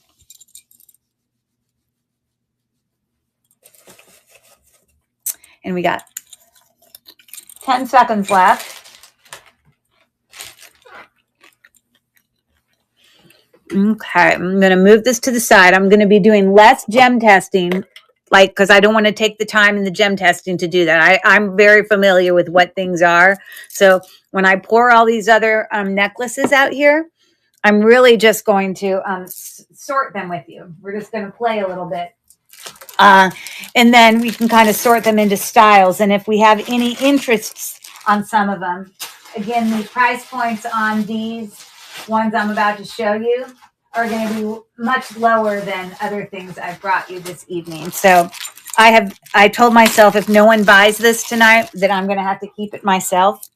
Again, you guys know my rule. Anytime I keep something, I have to take something away, which I will. But this jade necklace is just, I can't not keep it. So that's going to me now. I've just bought it. I wanted to offer it and then see what happens. So anyways, let me get this tub. You're going to see a whole bunch of like thrift store price tags on these because again, these were things I bought that I haven't, priced yet. So they have the prices that I paid. And really what I want to do is I kind of go through this pile is I'm going to kind of sort them into different kind of piles. Maybe price point wise.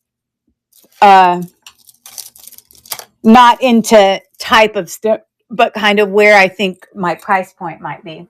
So maybe to make this visually better, I might get a few of these tubs and I may just write on these,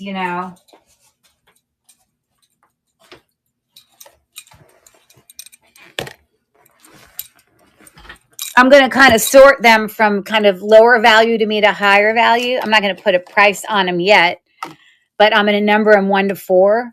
And then 1 being kind of the lower, where when I do, bring them to auction as a group, it's probably going to be, they're going to be, I think the lowest thing I brought tonight was like $15. So most of these, there might be a couple of them that are higher just because I didn't get time to list them. But I'm just numbering 1 to 4. So the 4 being the more valuable ones. And as I just briefly show you these necklaces, it's going to be very quick. I'm going to be putting them into 1, 2, 3, or 4. That's going to be just off to the side. 1, 2, 3, 4. See? 1, 2, 3, 4. So, and then I can just kind of show them to you. I'm not pulling off all the price tags now either. But this is obviously just very simple faceted tiger's eye, which is a type of quartz. I'm going to put that in 1.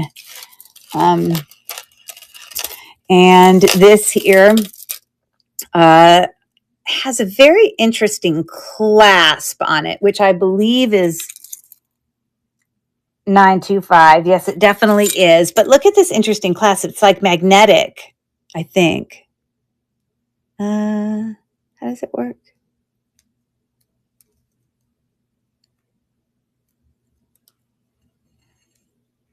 I'm not sure I understand. It's some type of clasp. Or you know what? Maybe. Oh, it has to be a clasp because it's so short. This is either sodalite or lapis lazuli. I'm going to look for gold specks in it, kind of flecks. It does have gold flecks, so that's lapis lazuli. I assume all these balls are also sterling silver. I just don't know how to open that clasp.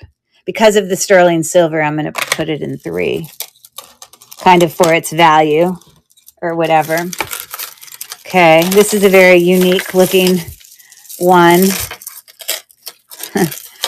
This has just got some brown jasper in it. I think these are just brass. I don't think that they're sterling or anything. We've got, although I don't know that for sure, this is a little leather tassel there. But the way that this necklace looks on is it's just super long. It's got like chain links to the bottom. But I brought you one of those necklaces earlier tonight that had some of this brown jasper stuff in it. So I'm going to put that in 2. I believe this is red jasper. Red jasper, it's hard for you to see it, but close up, you can get some striations in the stones. It's not like carnelian, which is an opaque. Carnelian would be a translucent stone. But jasper here is an opaque stone, and it can have little variations in it. But if I sit here and I put the light behind it, it's not going to shine through it. So I believe that that's red jasper. And I'll put that in 1. Here I have like a station necklace capped with some kind of mill grain caps there. That is not cat's eye, although it kind of looks like it. I believe it's just a banded sort of. It is a gemstone because every single thing that came tonight, these are all gemstones. I've tested all of them. Yes, it does go up to quartz. But the exact kind, I'm not sure. But this is very vintagey looking for sure. Okay. Again, you can see what I paid at the thrift store. And again, I'm always hunting for the great deals and the great finds. I think I'm going to put that in 2. Now, this is a much more pricier necklace here because I got it from a local consignment store that I think its original price point, I got it 75% off, but its original price was $50. And I got 75% off. So I paid $12.50 for this. It's hematite, as you see, 2-strand hematite. It does have sterling silver elements to it, beautifully capped beads there, and some variation in this gorgeous pendant down here. The beautiful frame around it. And that's also sterling silver.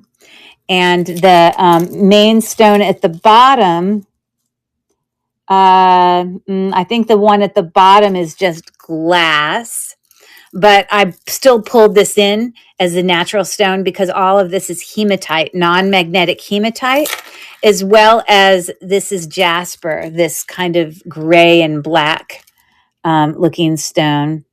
Oh, no, it's just a glass bead. It's not jasper. So it looks like, although this might be tourmaline because it goes up past glass. It's got a variation. But again, this is a, let me hang this right. How does it hang? I guess like that or like that. I guess it hangs like that. It's a longer necklace, and that's going to go into 4. And I'm just going to quickly sort through these, and then I can offer some things. This is not very exciting to look at. It is on probably a sterling clasp. It has definitely tarnished like it's sterling. I don't see a mark for sterling, but I wouldn't be surprised if that one was. Um, but these to me were like, I mean, they're definitely stone, but not very exciting to look at. But I believe like the purple one definitely comes up to almost quartz. So it is a natural stone. I'm just not quite sure which one. I'm going to put that in one. Now I did get this beautiful jade necklace. These are jade. I have to look real quick what kind, but it's a carved jade with beautiful flowers. This is all sterling silver. The tag is off of it. There's your marks for sterling silver, but I did also get this at the same consignment store I got this one from, and it had gone to 75% off. I can't remember. It was probably around $50 or $60 originally. So you get an idea of my price point. I'm not showing you the Presidium right now because I don't want to drag it back and forth. But this definitely falls in the range for like a nephrite jade. If it's jade, it's possible it could be a quartz, but I think it's jade. I think it's a nephrite jade, but either a quartz or a jade. But isn't that beautiful? I'm going to put that in 4. All right, so here's a Y necklace. You can see why we call it a Y necklace. It creates a Y. We've got some just faux, like these are not, hold on. Oh, those are real pearls. All real gold in color champagne, freshwater pearls. You can see the variation in size and natural marks. And then what I believe to be types of agate. They are not banded at all. They're pretty solid in color. But kind of on the low end of quartz. It is a natural stone, just not exactly sure. Let me look at and it is not a sterling silver clasp. So I'm going to put that in 1, although it's lovely and it does have some bigger things in it. It doesn't have sterling silver, but anyways, it does have pearls.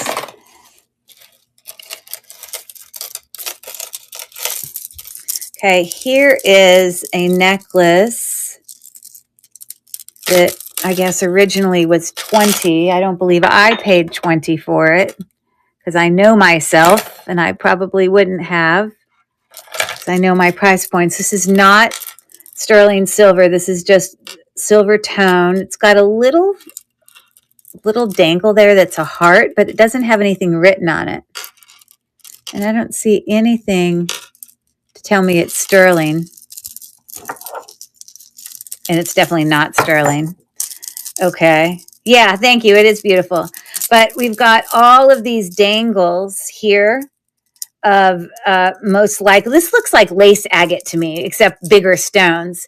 And then we've got some little pink ones kind of scattered among, and it looks very artisan, like with all this wire wrapping. So we've got this very, mass produced, almost similar to like a paperclip link. Yeah, not quite paperclip link. And then these touches of more artisan details. Okay. Yes, that goes to the low end of quartz, and the pink doesn't go anywhere. So the pink is probably glass. But there you go. I'm going to put that in 1. Doesn't have, precious metal or anything. Okay. Just trying to zip through these fast so then I can offer you some things. This is just small chip amethyst necklace, vintage, twisting barrel clasp, probably about 16 inches. Not that I'm measuring all these. A little bit more than 16 inches. So there's that. I'm going to put that in 1. And look, 1, I have more than anything. So you can tell what the deals are I'm about to bring you.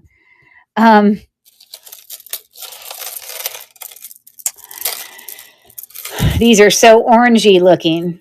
I love the clusters of the way that this is a very heavy, this is 2 strand. That's why I thought it was 1 long strand, but it looks kind of copper here. 2 strand, same length. They're similar length. And I think most of those are probably agates or some carnelian. Could be a mixture, but they're all a natural stone. Okay. I'm gonna put that in 3 because it's a double strand. It's got a lot more stones to it. Look at this one. This one looks really old. It looks like all of this is like turned dark. Now, I don't think this is sterling or anything.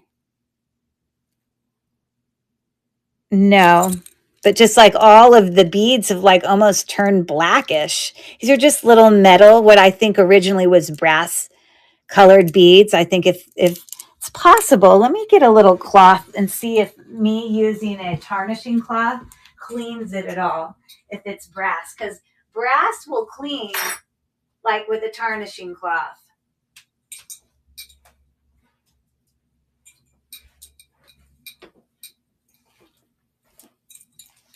So give me a second here.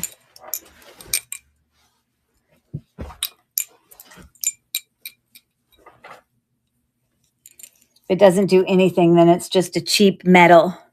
You know what I mean? Yeah, it's not budging at all. I just think it's old. But again, these are agates. They go up to the lower part of, oh, I lie. Okay, so these ones are glass, agate, glass, agate. So it's just the orangey ones that have variations in their, what they look like, that are the agates. Okay, the rest of them are glass. Okay, so I'm going to put that in 1. Whoa, this is super long.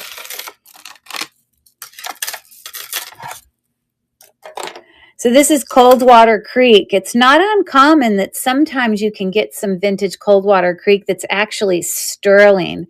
I know because I've had some. Now this doesn't say it's sterling.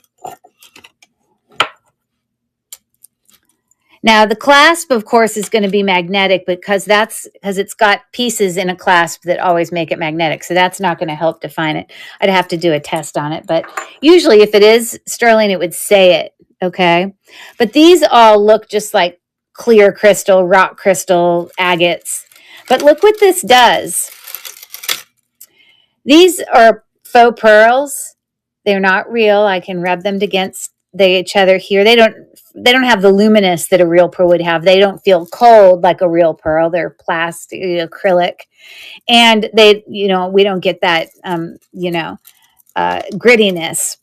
But this is an asymmetrical necklace. So you're coming down and then it alternates sort of like stations. And you get these big brass kind of beads towards the bottom of this necklace.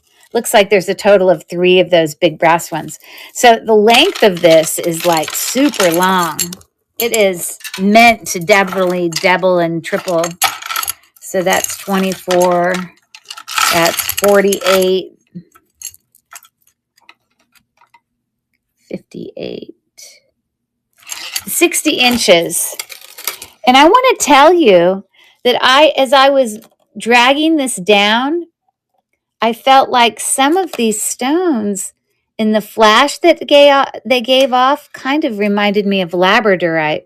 I don't know if it was just the way it hit it, but some of them are definitely more banded jasper than others. But I just want you to know, I'm not bringing the gem tester over here to show you, but they all go up to, this looks like glass. That's a faceted glass. That's not a real thing. But all of these asymmetrical ones, they're all quartz.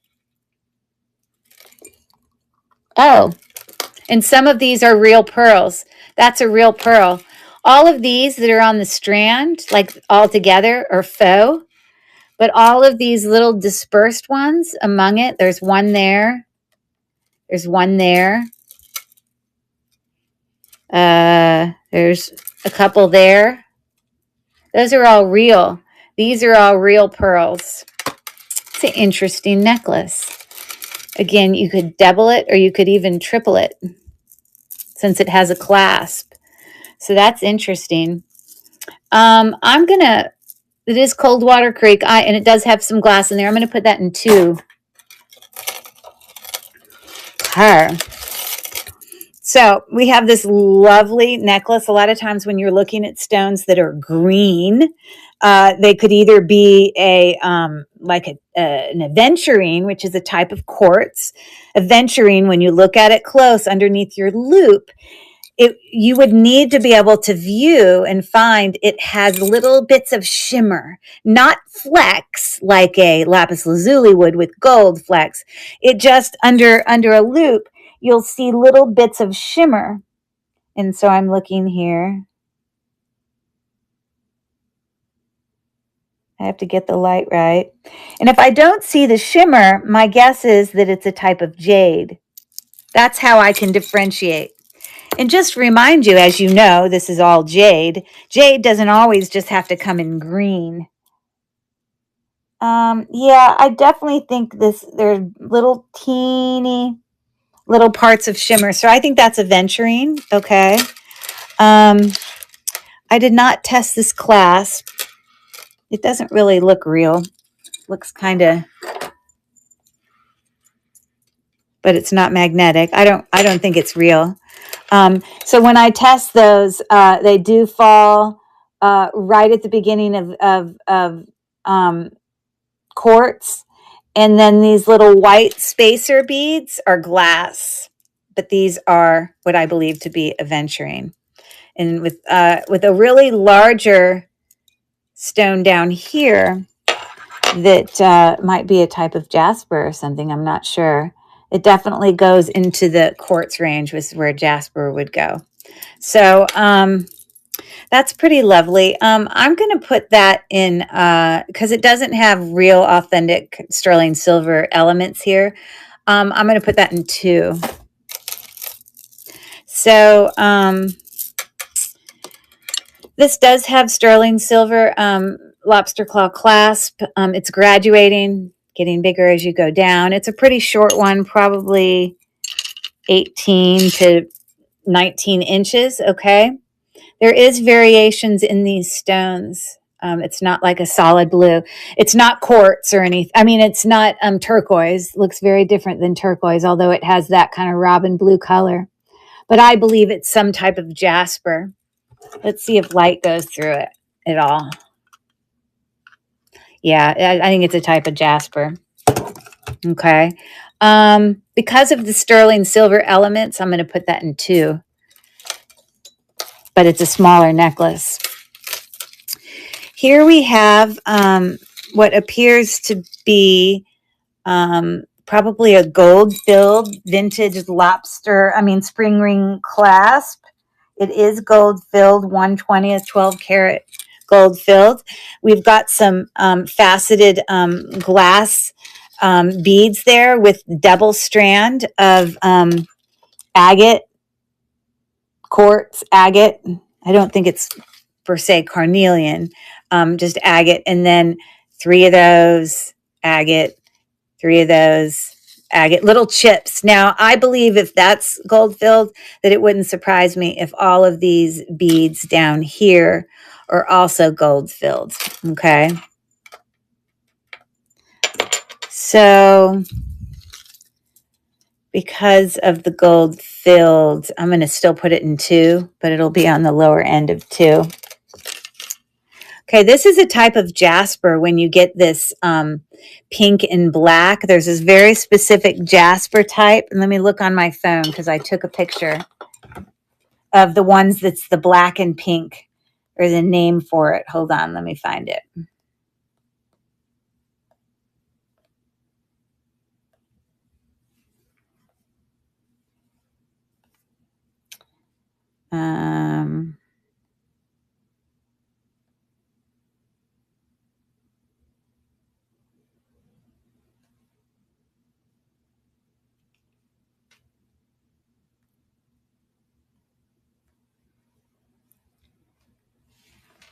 What type of jasper is black and pink?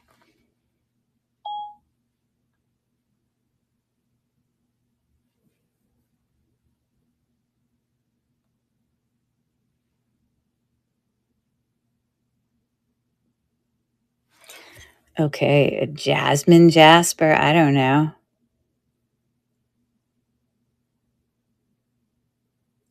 Maybe there isn't a specific kind. Jasmine jasper. I'm not sure. But anyways, whatever that kind is, that's what this is. This does have sterling silver findings on it, as well as sterling silver beads. Definitely vintage. It's a little tarnished and, needs to be freshened up a little. But so those pink and black stones go up to quartz, but the round stones in between just show up as glass, just so you know. And I'm very confident that these little beads in between would be sterling silver. So I'm going to put that in 2. This is a vintage twisting barrel clasp. At first look, I kind of look at it and think, oh, could those be types of jade? Like this is jade. And then, earlier in my show, I had this necklace, which a lot of the beads on here are mostly nephrite jade, but some of the beads here, which were also jade, were jadeite. But they go way higher. And although the color palettes of these look similar, when you look closely at the stones themselves, the jade stones definitely look differently up close. It's got some, textures and striations in there, but they just look very different than when you look close up at these. Like these, to me, that looks like a red jasper. That looks like a quartz. That looks like, possibly carnelian. That looks like a milk glass. Let's see. Solid white. Oh, no, it comes up to quartz. But then this looks like amethyst, which that's where it comes up. This looks like red jasper. So although some of the color things of those looked similar to this, what is jade, this is not jade. This is. So, in my opinion, I'm not a professional, but that's just what I think. Okay, I've only got a few necklaces there to the left, and then I'm going to start running some buyer's choice. And let's see if you guys are interested in some of those. Sorry, everything is falling. Okay, so again, we've got a vintage twisting barrel clasp on there. This thing is probably about 30 inches-ish. But it still is, natural stone and all that, but not with sterling silver. I'm going to put that in 2.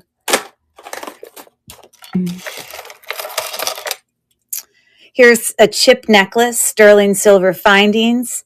And this is all agates, different variations. You could have some turquoise mixed in there. That's probably turquoise. Turquoise usually does not show up on the gems tester, and that one doesn't either. Different types of jasper, different types of agate, possibly some labradorite in there. That one right there looks like labradorite to me. If you turn it the right way, you might get a little flash of light, depending. So that's just a little mixture with its sterling silver elements. I'm going to put that in. I think none of these were sterling. Hold on. No. Oh, some of these had sterling. Okay, I'm going to put that in 2, even though some of the sterling ones, I'm going to move to 3. That was sterling. That was sterling. That was sterling. That was not. That was not. That was not. And that was not. Okay.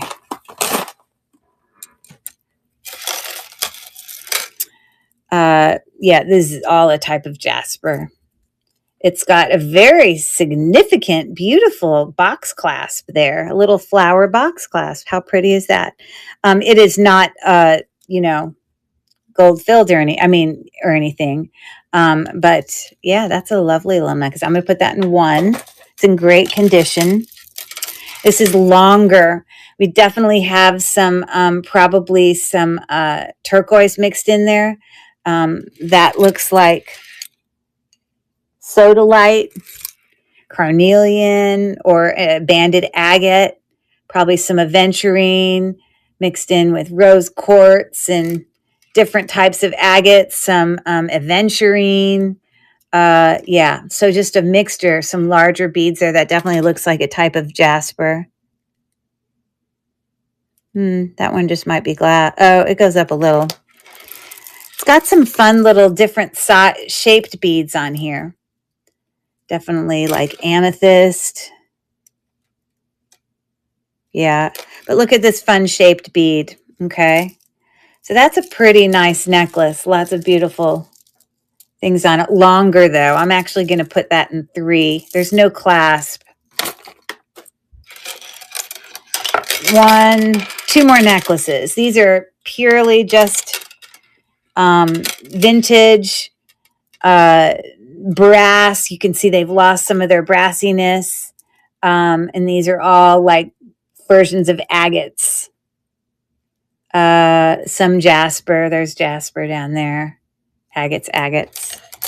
Let me confirm for you that we're getting things to go up into the quartz area, which is what I get. Okay. So I'm going to put that in 2. And then this one, I wonder if these were meant to go together. Okay, you know how I'm going to say that they're not, even though they look very much the same? Their clasps aren't exactly the same, but look at how much this first one's worn, and this looks brand new.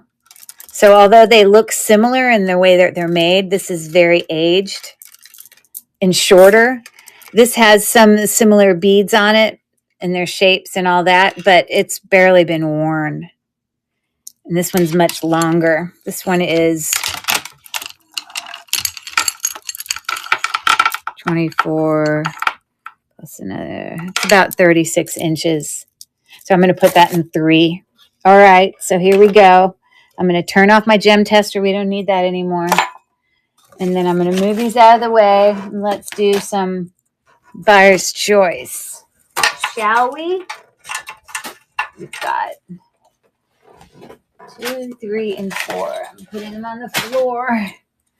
And we'll look at this one first. So we only don't have many people here. I don't know if everyone's still awake, if it's even worth it, me running any of these. If you guys don't want me to even take the time to run these, just, if I have any takers that think they might buy some buyer's choice, please give me a thumbs up. Because I'm not going to go through all this if everyone's like asleep or not interested. So just give me a heads up that, yeah, there's definitely a few people, a thumbs up. I'm not saying you have to bid on anything, but that you're interested in seeing some buyer's choice from anybody. I see we have Peter that popped in at some point, Abe, 1227. Obviously, Marissa's here. But if no one even replies and everyone's asleep, I'm not necessarily going to take the time to go run all these unless you guys are interested. So was Val's hand going like this saying, yes, please run some of the buyer's choice? You guys give me some feedback here. This was my, I'm interested. Perfect. No problem. That's enough. All I needed was one person and then anyone else takers. So this was my tub number 1. I was kind of valuing these a little bit lower price point wise. So I'm going to even take this pile and put it into 2 buyer's choice things. I think this. Okay, that does have sterling silver on it. That does have pearls on it.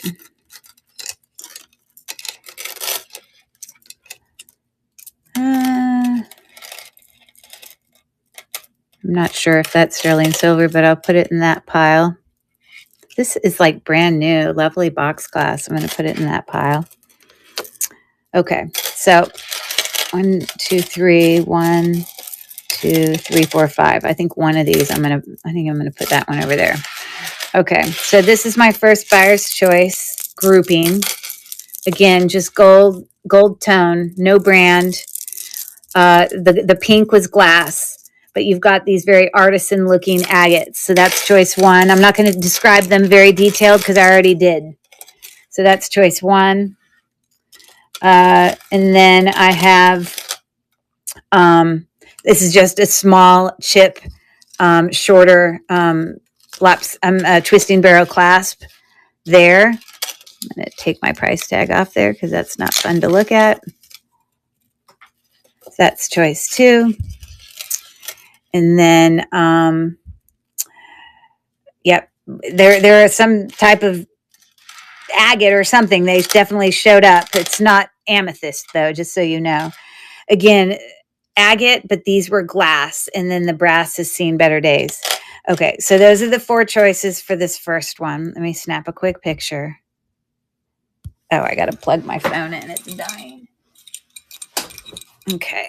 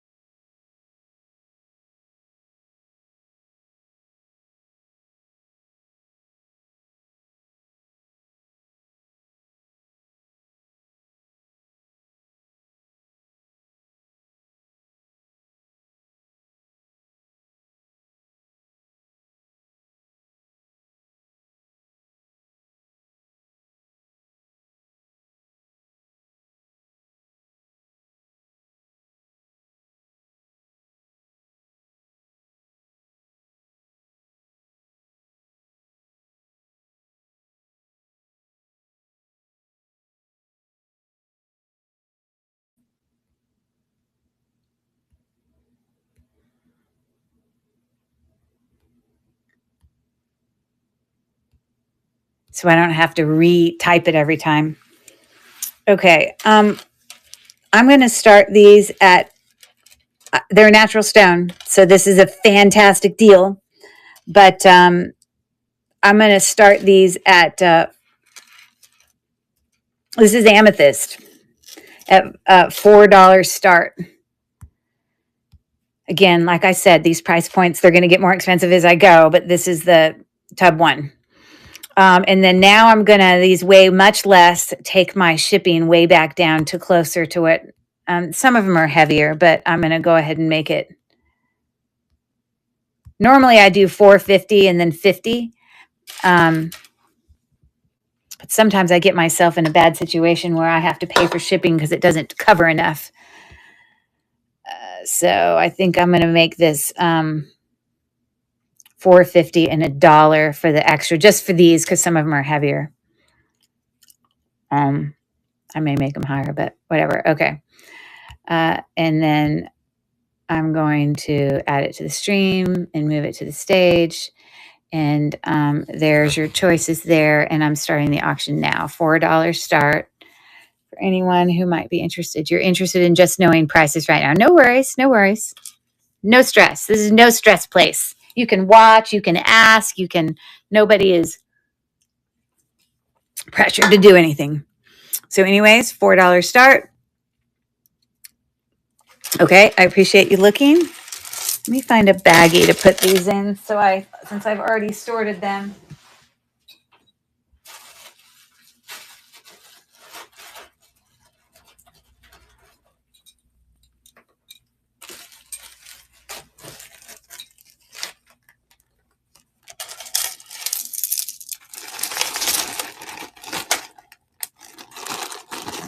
Okay.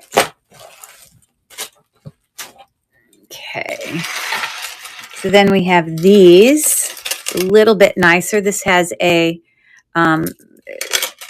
tiger's eye, graduating, faceted, sterling silver clasp, red jasper with a rolling twisting barrel clasp.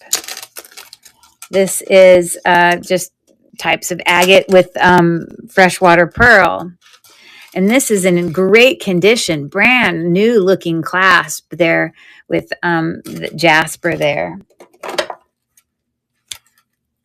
So these a little bit nicer than the other ones. I'm going to do, let me snap a picture. Again, I'm offering these tonight, but they're not going on my buy it now. Like once I offer these tonight, then they're going to go. Most of these natural stone ones will probably, definitely most of the nicer ones will be going on to my eBay page. Some of the ones that aren't as fancy, I may bring back to auction again another night, but they're not going to go to buy it now just yet. So, I'm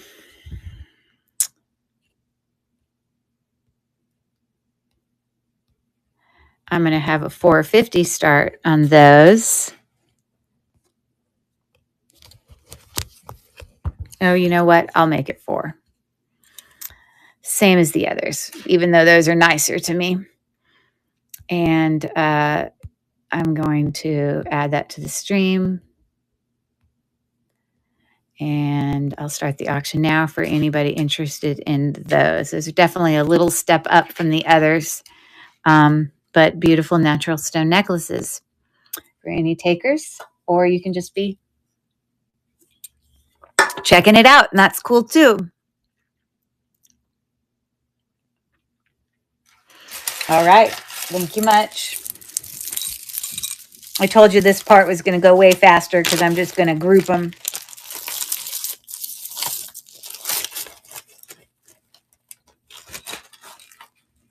Okay, so here's tub number 2.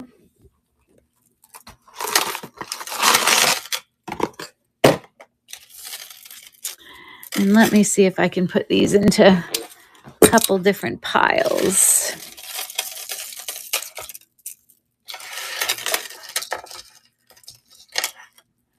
I don't know what that is. Some string.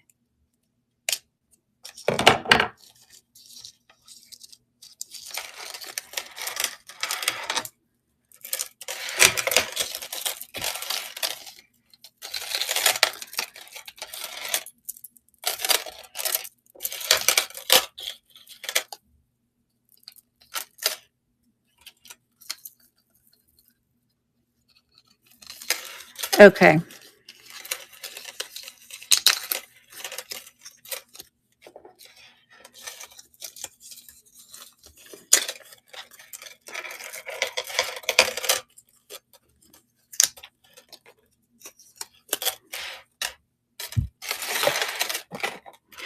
Okay, here is pile number 1. Are you still awake, Mel? Are you still there? Have you gone to sleep? I don't know if Marissa's there. I don't know if Val's still there. So this, for some reason, I got this little thing hooked on here. Weird. I can get it unhooked, but it's just the little extender is sort of hooked. Hey, Val's still there. Hey, Val. Okay, so this is very vintagey kind of station necklace is going to be one of those choices. Those are some type of, faceted jasper. I think this is brass, and then some brown jasper there. That might be a sterling silver clasp. Oh, it is. So the clasp on there is sterling silver, super long, kind of like those little, they look like little, chain links, and then this leathery tassel, which maybe if you put water on it, it will not be so crocky. Okay, so there's a choice. Just agate, vintage little spacer beads. Just some of the brassy things have just had a little bit of wear, but in the length of that is 24, about 26 or 27 inches. Sorry, I didn't tell you the length of these. This is definitely a layering piece, quite pretty. I would say this is about 20 inches. This one. This one is probably about 18, maybe 19, 18 or 19. And then this really long one was, again, when they're longer, there's more stones to them. So that's probably about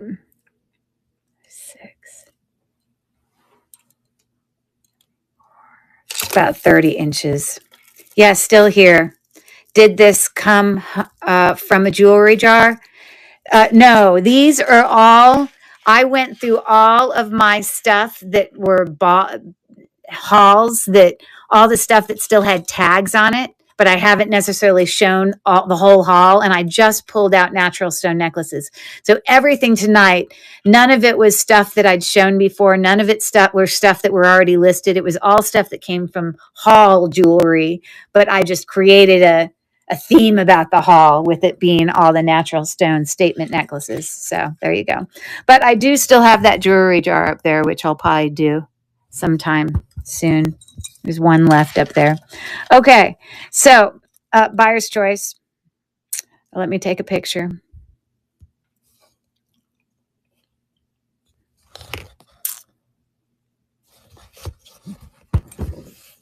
They're a little bit nicer and longer than the first tub. So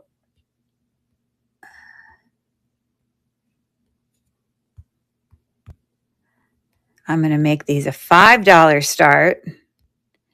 If there's any takers, and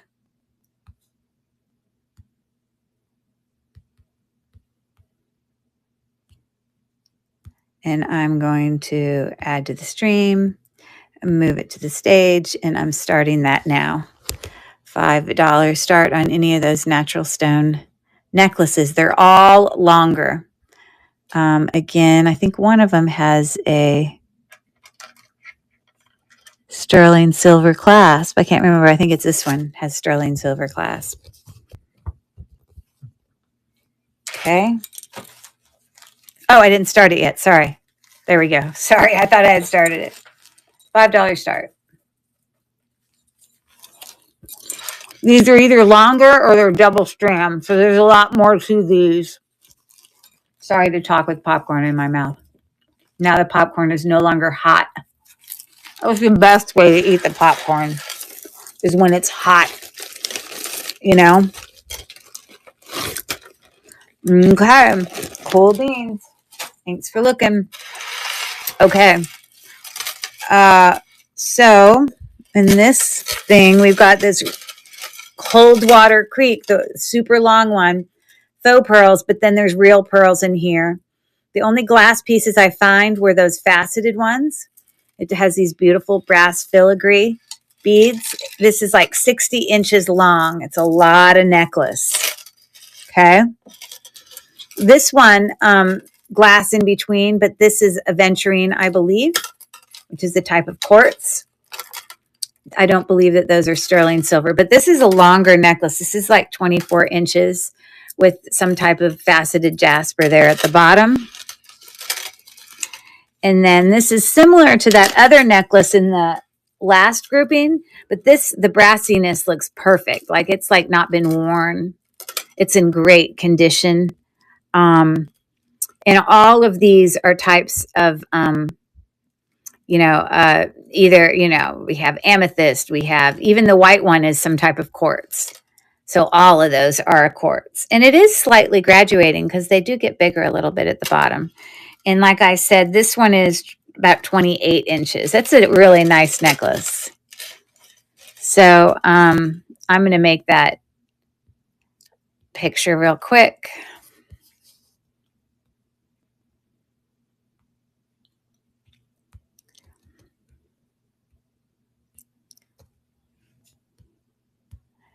And these are even a little nicer. These are going to get nicer as we go.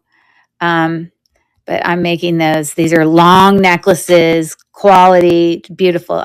These are going to be a $6 start. Yep. And I'm going to bring it to stage.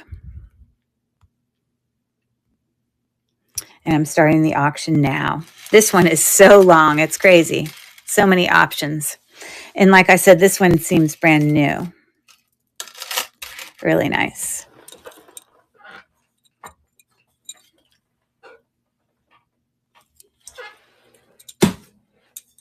Sorry, I'm getting a drink of water. Thank you for looking.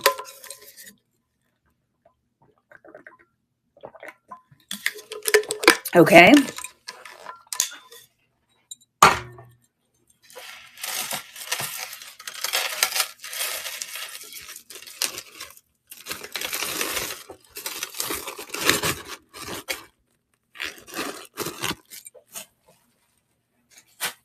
All right, this is tub number 3 in my sorting.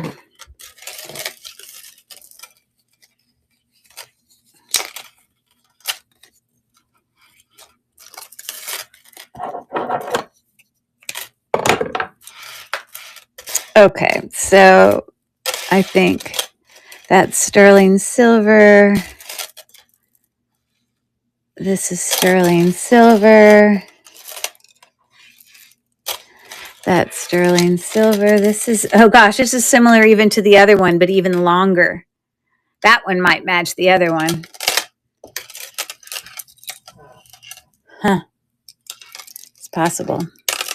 Maybe sometimes people buy those. Okay, these are all longer. Those are going to be a different grouping. Okay, so this is going to be the first group. This is a clasp. It's sterling silver. It's marked. Oh, I figured it out. You twist it and then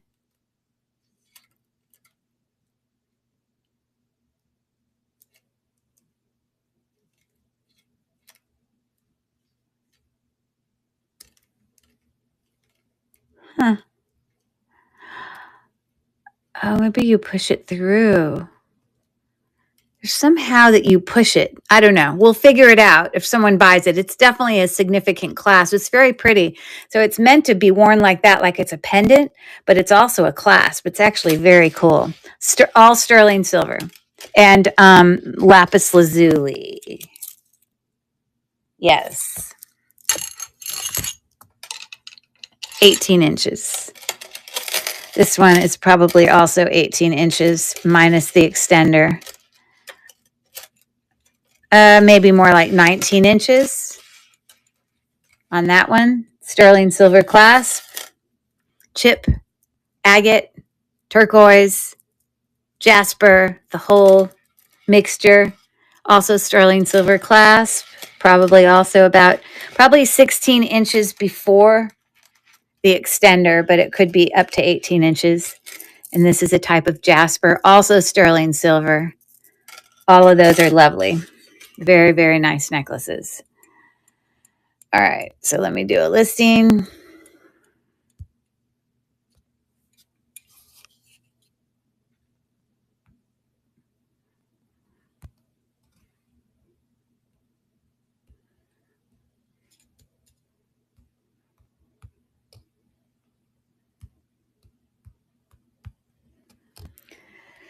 And I'm going to have a starting bid of 7 there. Like I said, sterling, natural stone. That's an amazing price. They are sterling. And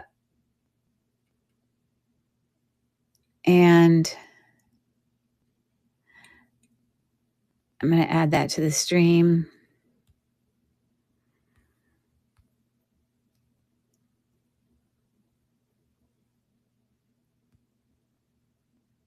And I'm moving it to the stage.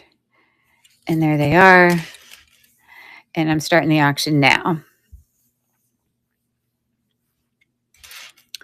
This is the most interesting clasp. I don't want to hurt it, but it obviously does something that's very simple, but I don't want to hurt it. I want to say it somehow pops out of here.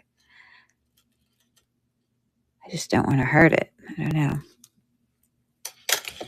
Okay.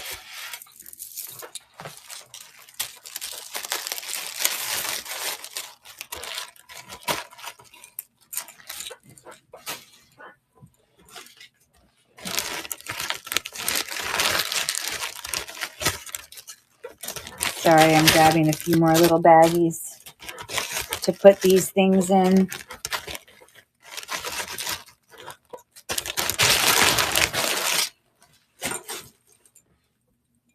Okay. These are longer, heavier. A lot's going on here. Beautiful agate, 2-strand, a 16-inch double strand. These are very brassy / coppery. Yeah, that's just the findings on that. This is a really long necklace with a mixture of turquoise and different types of, amethyst and rose quartz and agate and the whole, like a whole mixture. It's lots of variety. Look at these unique things. So it is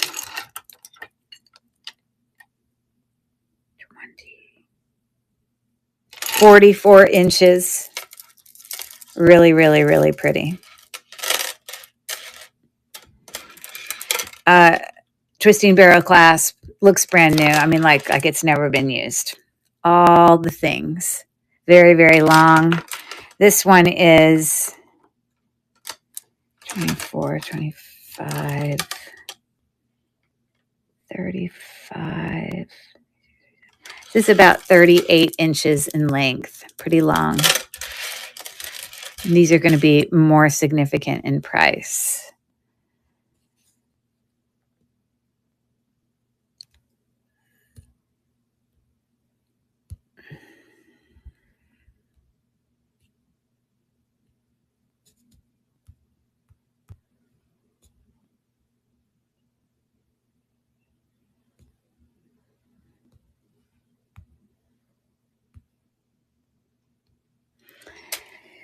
And I'm going to have these as a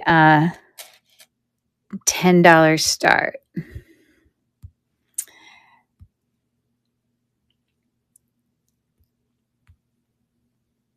Okay, and I'm starting the auction on those longer, more significant necklaces. Lots of natural stone there. And again, the reason a lot of the things I brought to auction tonight, when I was kind of talking about all these stones, is, again, the size. It's the amount of stones, but also the size of stones and the variation. Now, a lot of the necklaces I bought earlier tonight were really, really, really large stones, and that's what made their value much higher.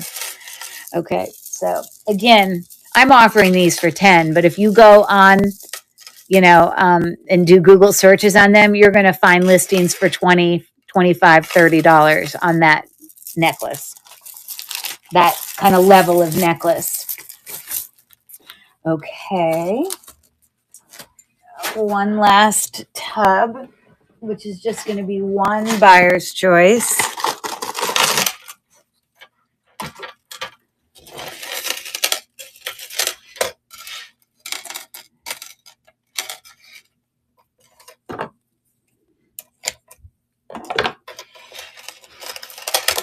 So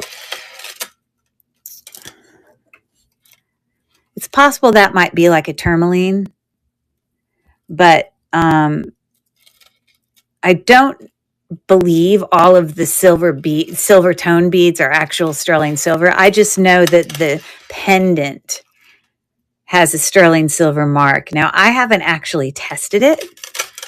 You know how a lot of times we can get a fake thing. Hold on one second.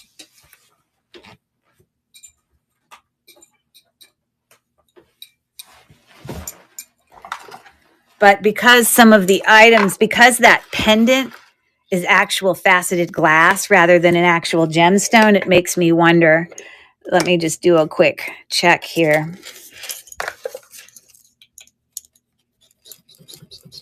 Again, when I do this scratch, if I get like a brassy brown scratch, I know automatically, like these were scratches I did earlier that I knew I didn't even need a test. Okay, so you can test with sterling silver two ways. You can either use a 18 karat gold on a black stone, which if it is positive for sterling, you'll get it'll turn like a milky blue. Or on a white stone, I could use a sterling silver. It's like a burgundy colored acid that the scratch will turn burgundy if it's actually sterling. But I'm out of that. And I have tons of 18. So I just keep using this till it's gone. But if this is sterling, like it's marked, then it should turn a blue, which it does. I'll lift it up for you to see it. But you can, a lot of times, especially from Mexico, we get a lot of things marked with 925, but then they're not. They're not at all. You test it and it just goes black. But there's your sterling silver. So I just wanted to make sure that it was, for purposes of selling it, that is. I want to make sure that whoever's doing an offer on, or, that they're getting what. Okay. So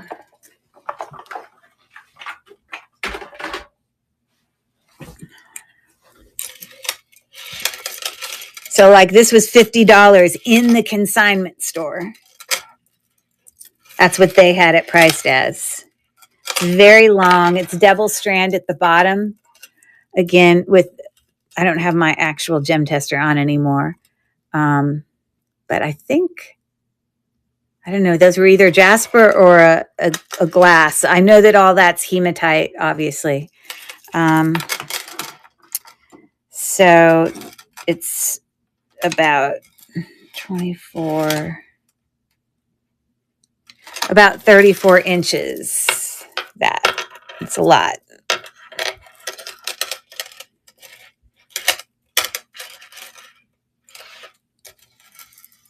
This I could probably do a Google Lens search on. Look at, even the little dangle has a stone on it. We've got your marks for sterling silver right here. It says 925 and then like a number, which stands for something else. But I would like to real quick do a Google Lens search on this because I'm curious, like what? Because if they had it at about 50, so let me do a Google Lens search on that real quick. All those carved flowers are beautiful.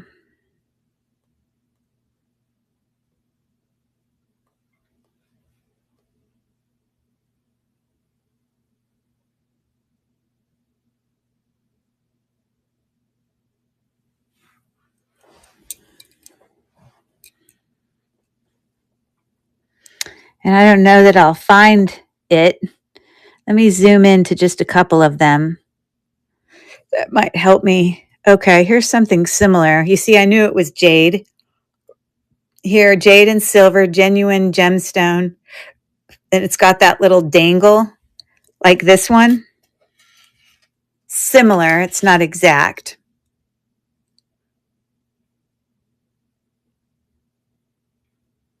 Oh, of course, it shows me a completely different necklace. That's not benefiting me.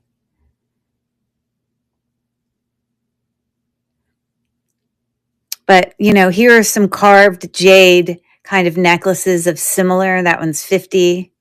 And remember how I told you the other one was 50? I think that's a bracelet. So you get an idea. So honestly, these price points here on these two are going to be similar to what was in my show tonight. Because I myself know what I paid. So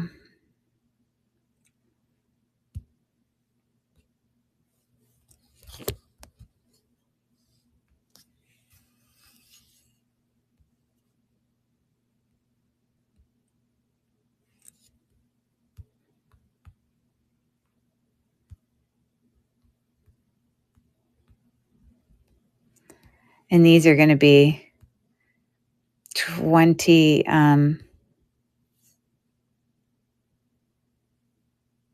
$4 starts.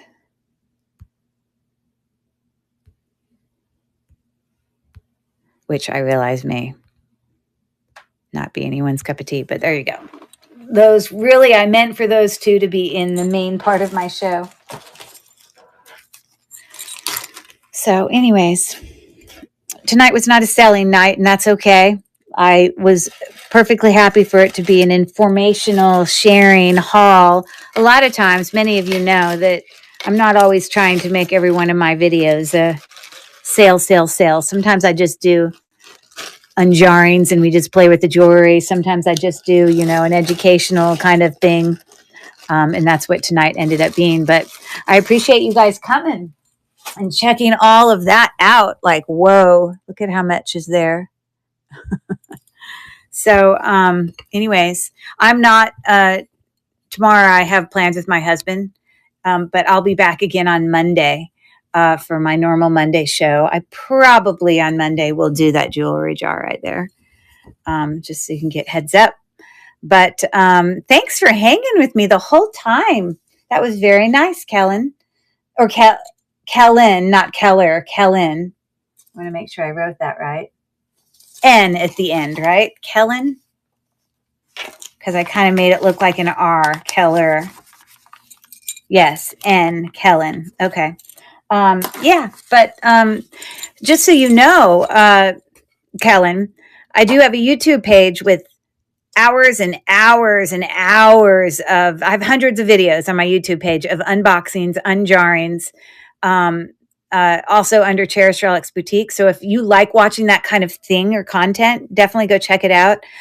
You will find, obviously, videos that I've edited and pre-recorded will be under videos, but then you can also click under lives and you can see a lot of these shows that I've done here through District that get streamed on there.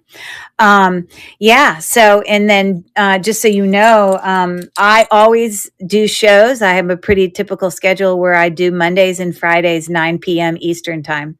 And I always change the theme of what we're doing. And usually I play games. Tonight I didn't. So just so you know, for your information, love to hang out with you again.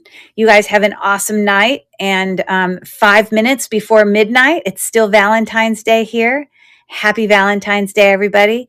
And thanks for coming and hanging out. And we'll see you guys next time. And do you love the beautiful necklace that I purchased from my own live? No, I'm just keeping it because it's too beautiful not to keep. I love it. So anyways, bye, guys. Take care. Bye, Mel. Thanks for coming. Bye, Val.